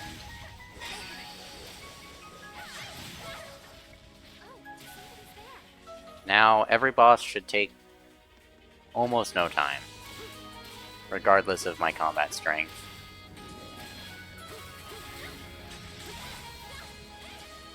And currently we're at... well, we're still only at 2 bosses done. I could do a 3rd. Hydra is available right now. Actually, I could do a 4th. Reed is also available right now. And we're on our way to Baja. Wait. Yeah. So that means I can actually do all of the bosses that I need. However, I need the floating shoes technically still in order to get to Valley of Kings. That is all that I am missing. Also, there's a chest here. That's why I was going this direction. So hopefully we find the floating shoes soon. Also, there's a chest down there I missed. I need to make sure to grab that chest on the way back.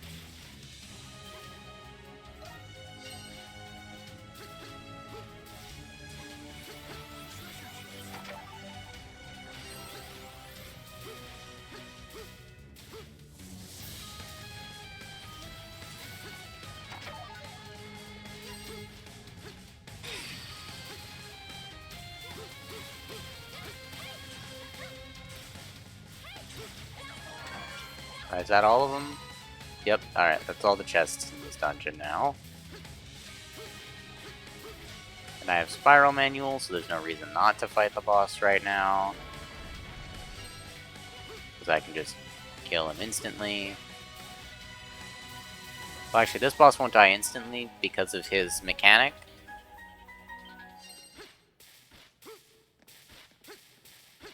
But...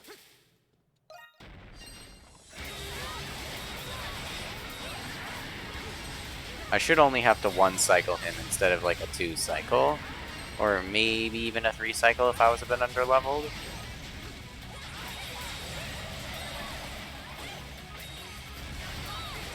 One, two, three, four. Nice.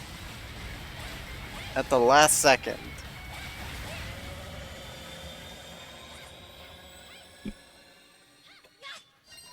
Actually, don't I have a spirit elixir?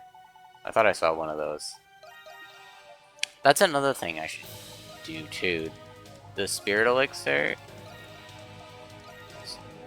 Oh, and the bestiary potion too. I should make the bestiary potion much stronger. Because there's only one of those in the pool.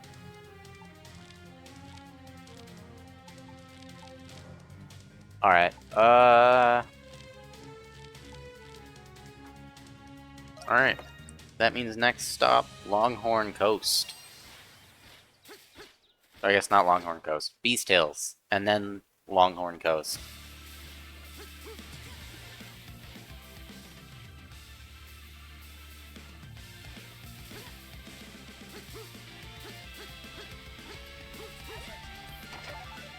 Oh, never mind. We're not checking anything else.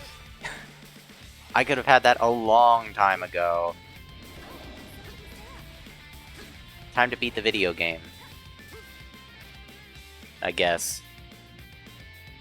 The fog is getting thicker. But yeah, as you can see, this time, the seed was nowhere near as nice as last time. Last time it literally gave me everything in the first, like, 30 minutes, and everything else was directly along the path I took initially.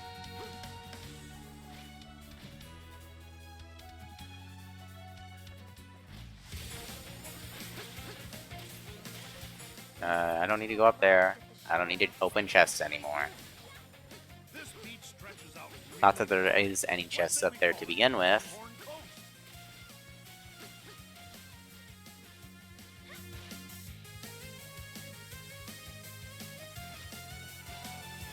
But yeah. It took us the entire length of the last seed to find all of the progressive items for this seed. This is definitely a more accurate representation of what randomizers of this game are like.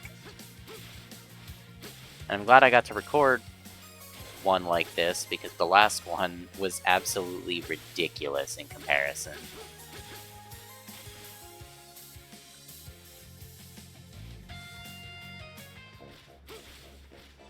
Look, a cave! Like, we'll probably finish this seed closer to 2.5 hours, if I had to guess, because I still have to run all the way through the Eleftheria.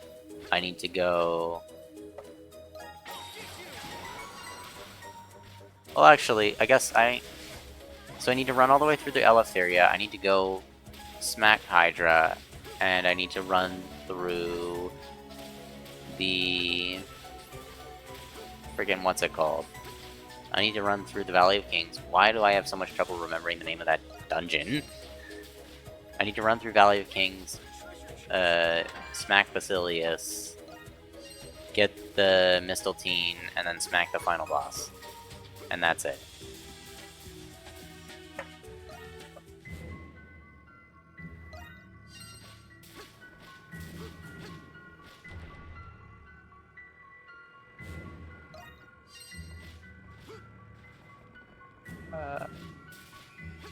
It's just faster to do this.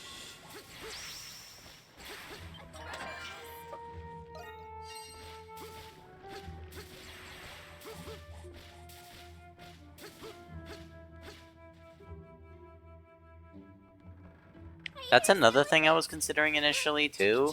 I was considering having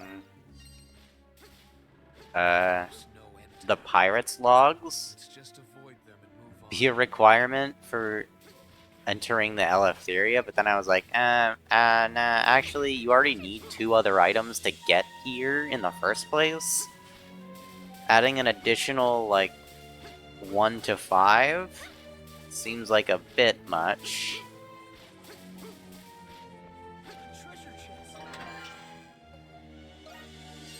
But it would be interesting, at least.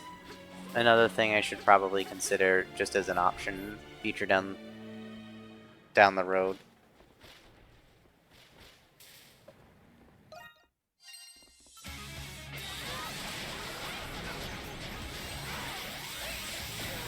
Ow. Oh.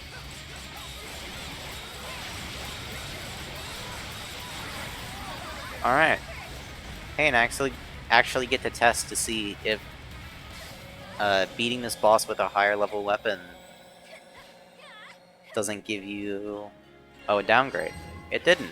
Awesome, it works as intended.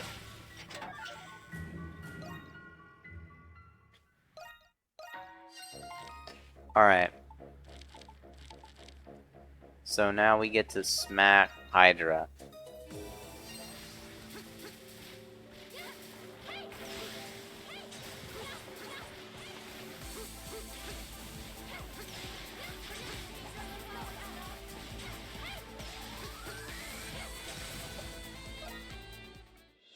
Alright. Let's go. Oh, come on. Alright, enemy over here.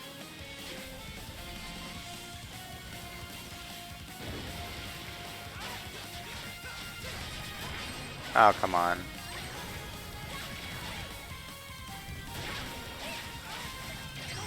There we go.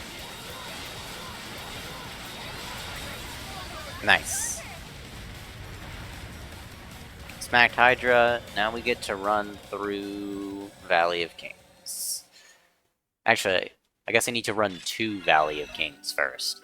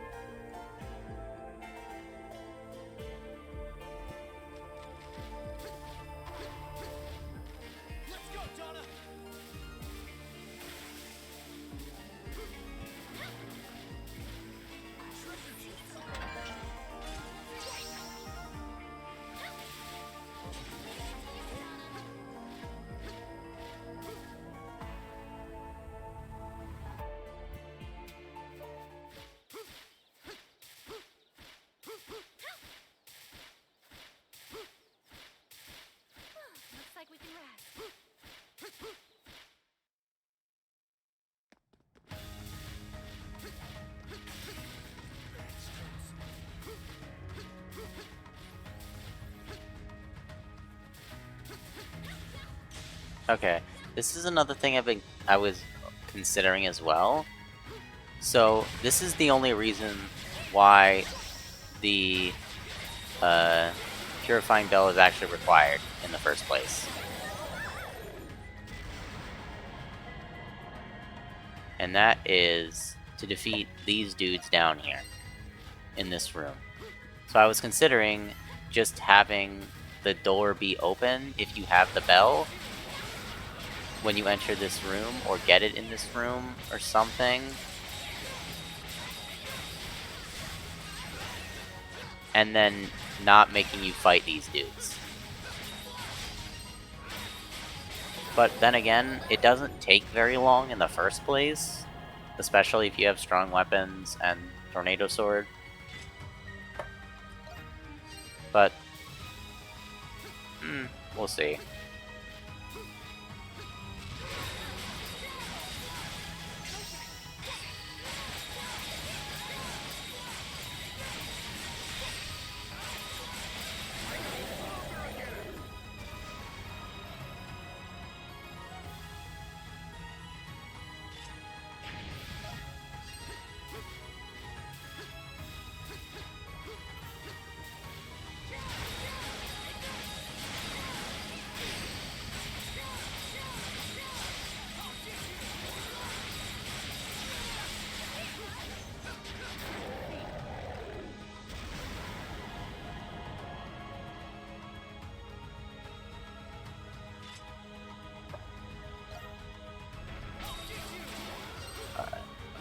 This way.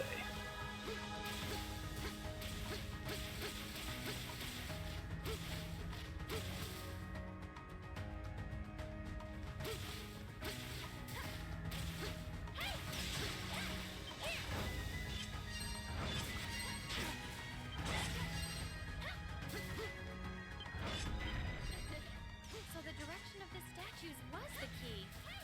Yes.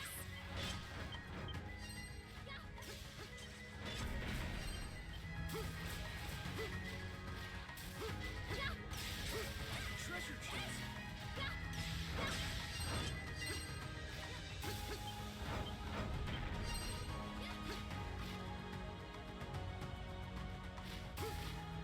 Yes.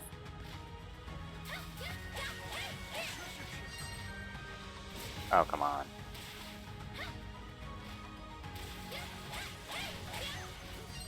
Oh, come on.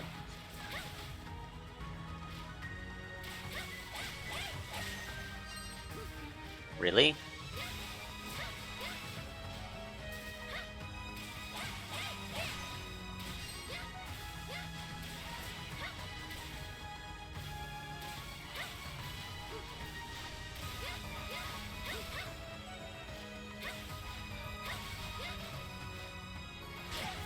How the heck were you supposed to make this jump again? Clearly I forgot. Don't double jump and then roll. Double jump, do the triple attack, then roll. There we go.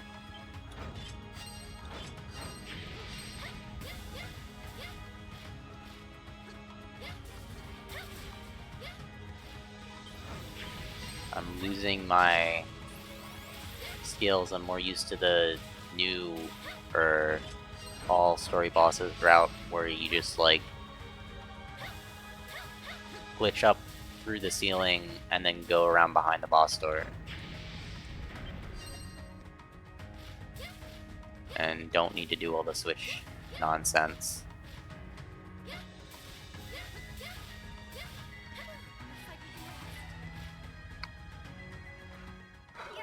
Switch! Which, if it wasn't for the cutscenes that had to play every time you messed with a switch and put it in the right position, probably wouldn't really be much faster, if at all.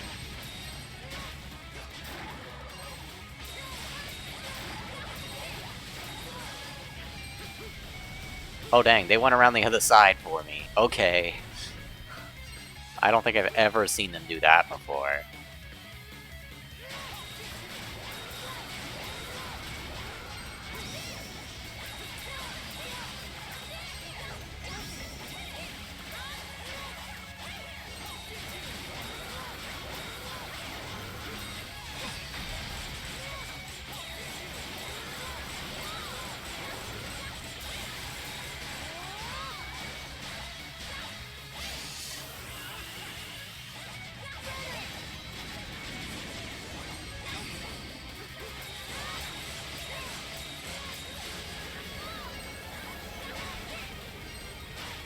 Alright, where are they? Dead. That's where they are. Alright, now we do the tornado. He's not actually gonna...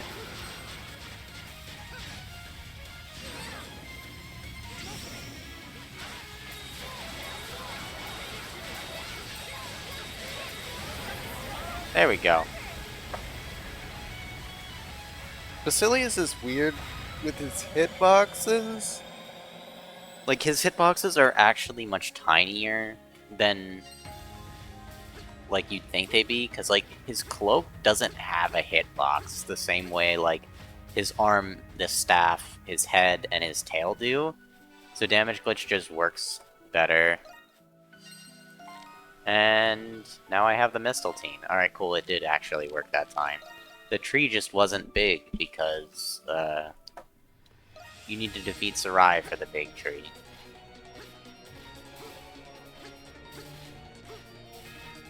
Oh. Well, that is an issue. I forgot that defeating Sarai was a requirement for this to be open. Alright.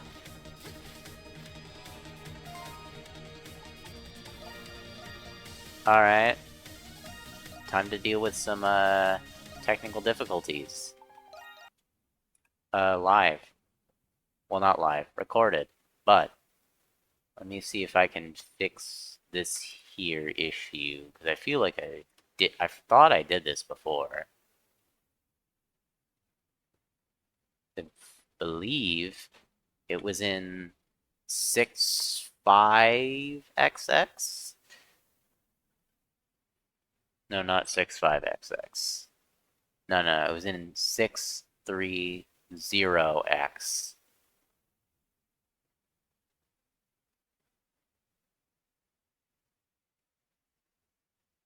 Open event. No.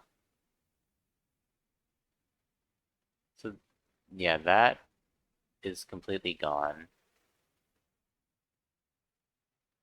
So this is all the mini-boss controls. And checks. Node control. Open boss room. Okay, this is what we want. We just want to comment out everything that isn't the thing that just makes the boss room always open. I think.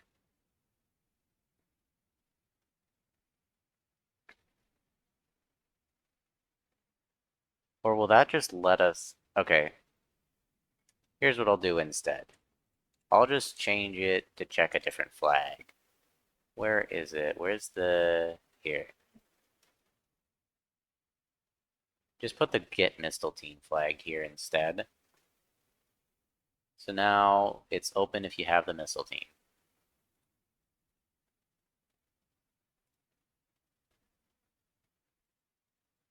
That in there. Alright. Let's see if that fixes it.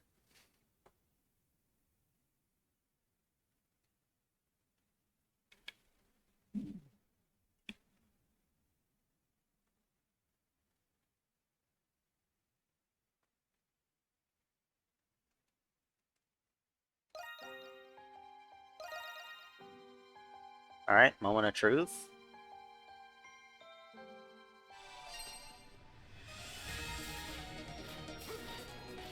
It is not, in fact, open.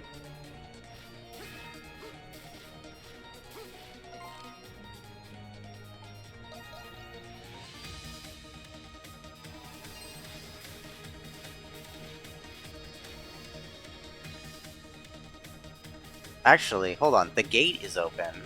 The bridge just isn't there. Alright, hold. Let me see if I can fix that as well.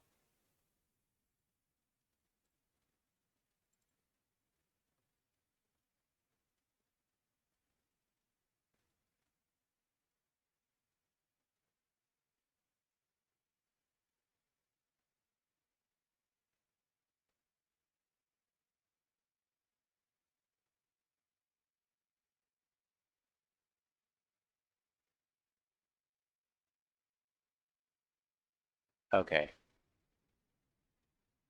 Yeah. Let's try doing this.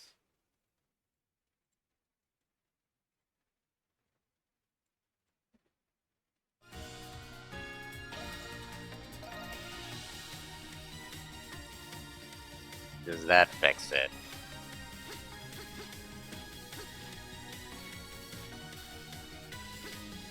No, that... Well, here, hold on. Let's just restart the game, because that can help. Because I think I mentioned previously that you can just, like, change stuff in the code and it applies immediately, and it does. But sometimes, like, in certain rooms, it will, like, apply immediately, but you'll have to stand around in the room for a minute.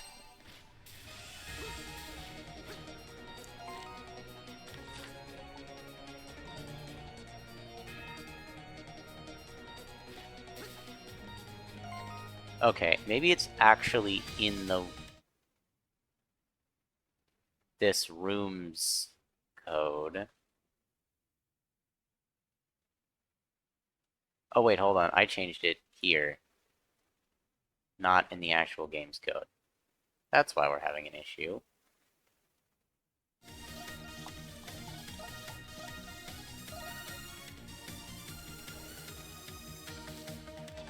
Took a little longer to load that time. Nope, it still didn't work.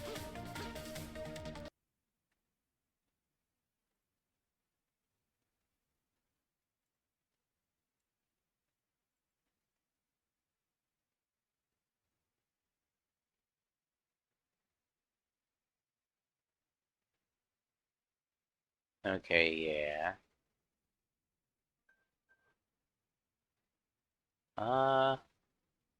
Alright, yeah, let's check that actual room.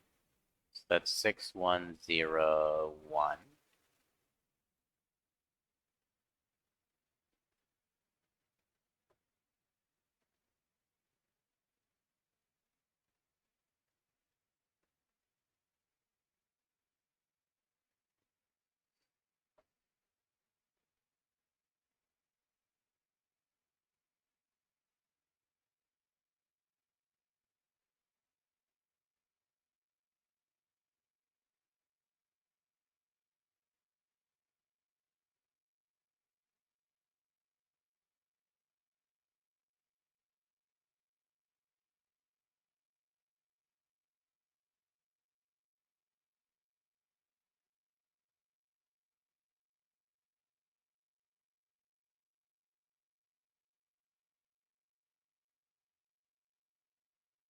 Oh, hold on, that's not the right one.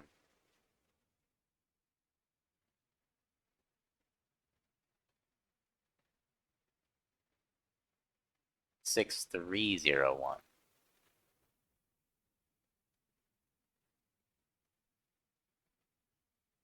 Yeah, okay. That is the correct one. Now where is the bridge control in here?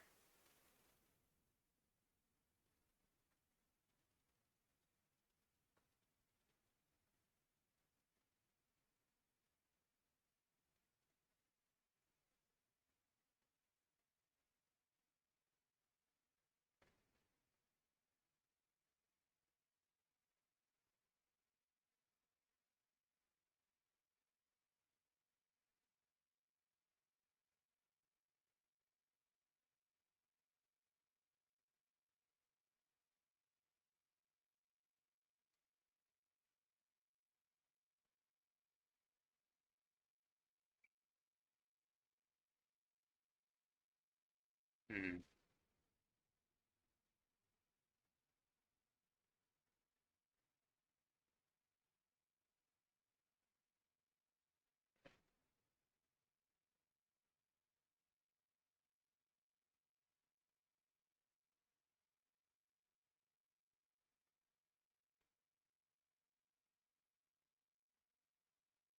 Let's do this. Set flag. GF. Oh, actually, paste this in here. 1.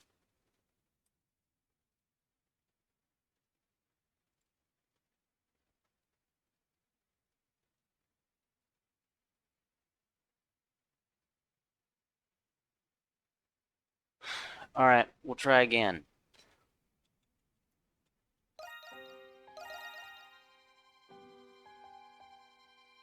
Is it fixed? No.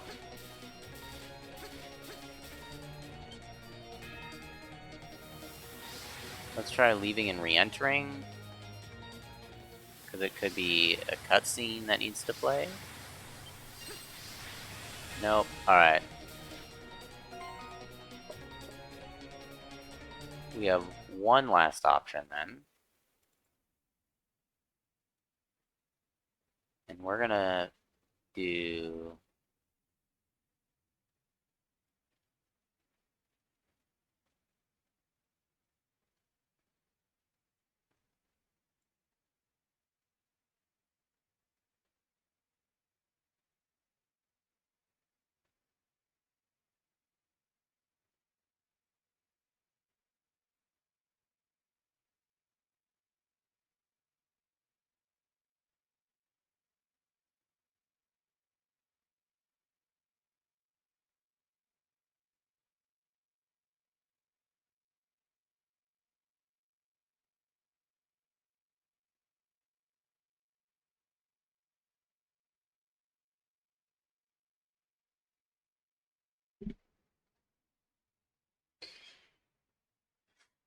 Um...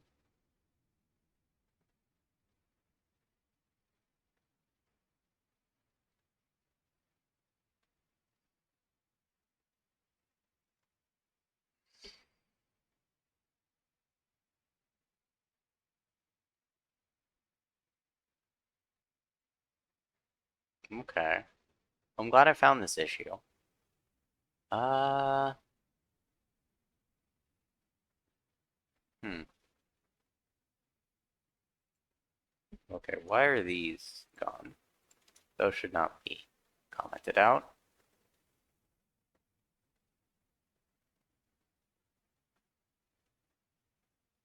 What is that event? Is that event down here? Here.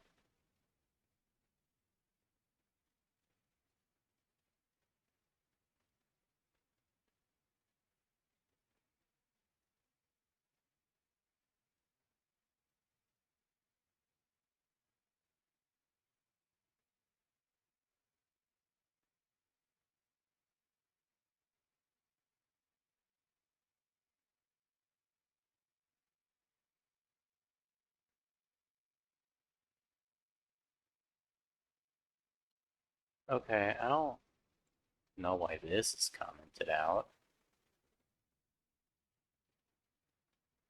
Actually, wait, no, because based on... Maybe that's why?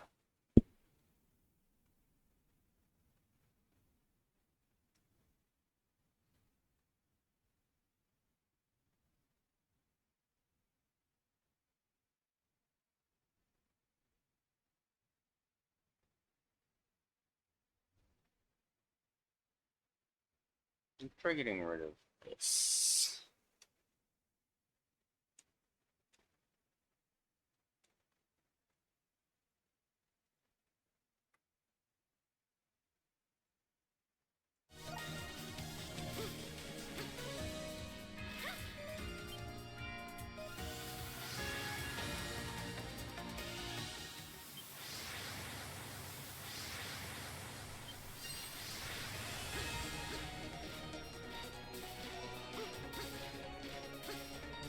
Okay, I do not...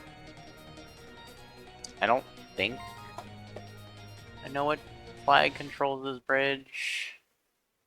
Unless it is the bridge that's actually controlled by the Talk Sarai flag, which I thought I fixed.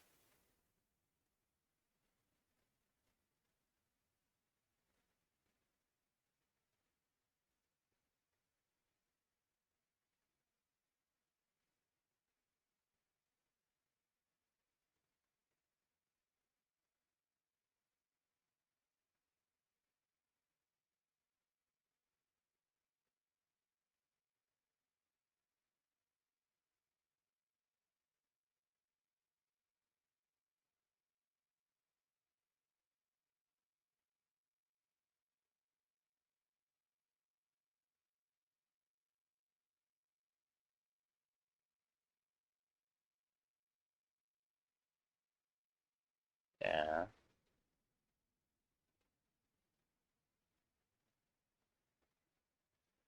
Oh, unless it's this.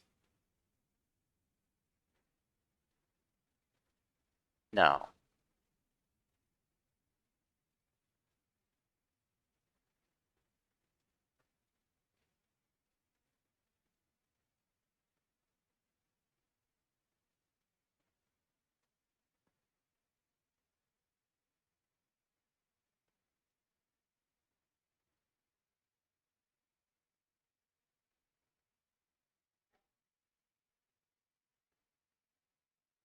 Alright. Yeah, I don't know what the heck's going on here. I'm gonna stop recording then, because nothing interesting is really happening anymore, and I don't know if I'm even gonna finish this. But at least we found out that there was a bug, and I get to fix it.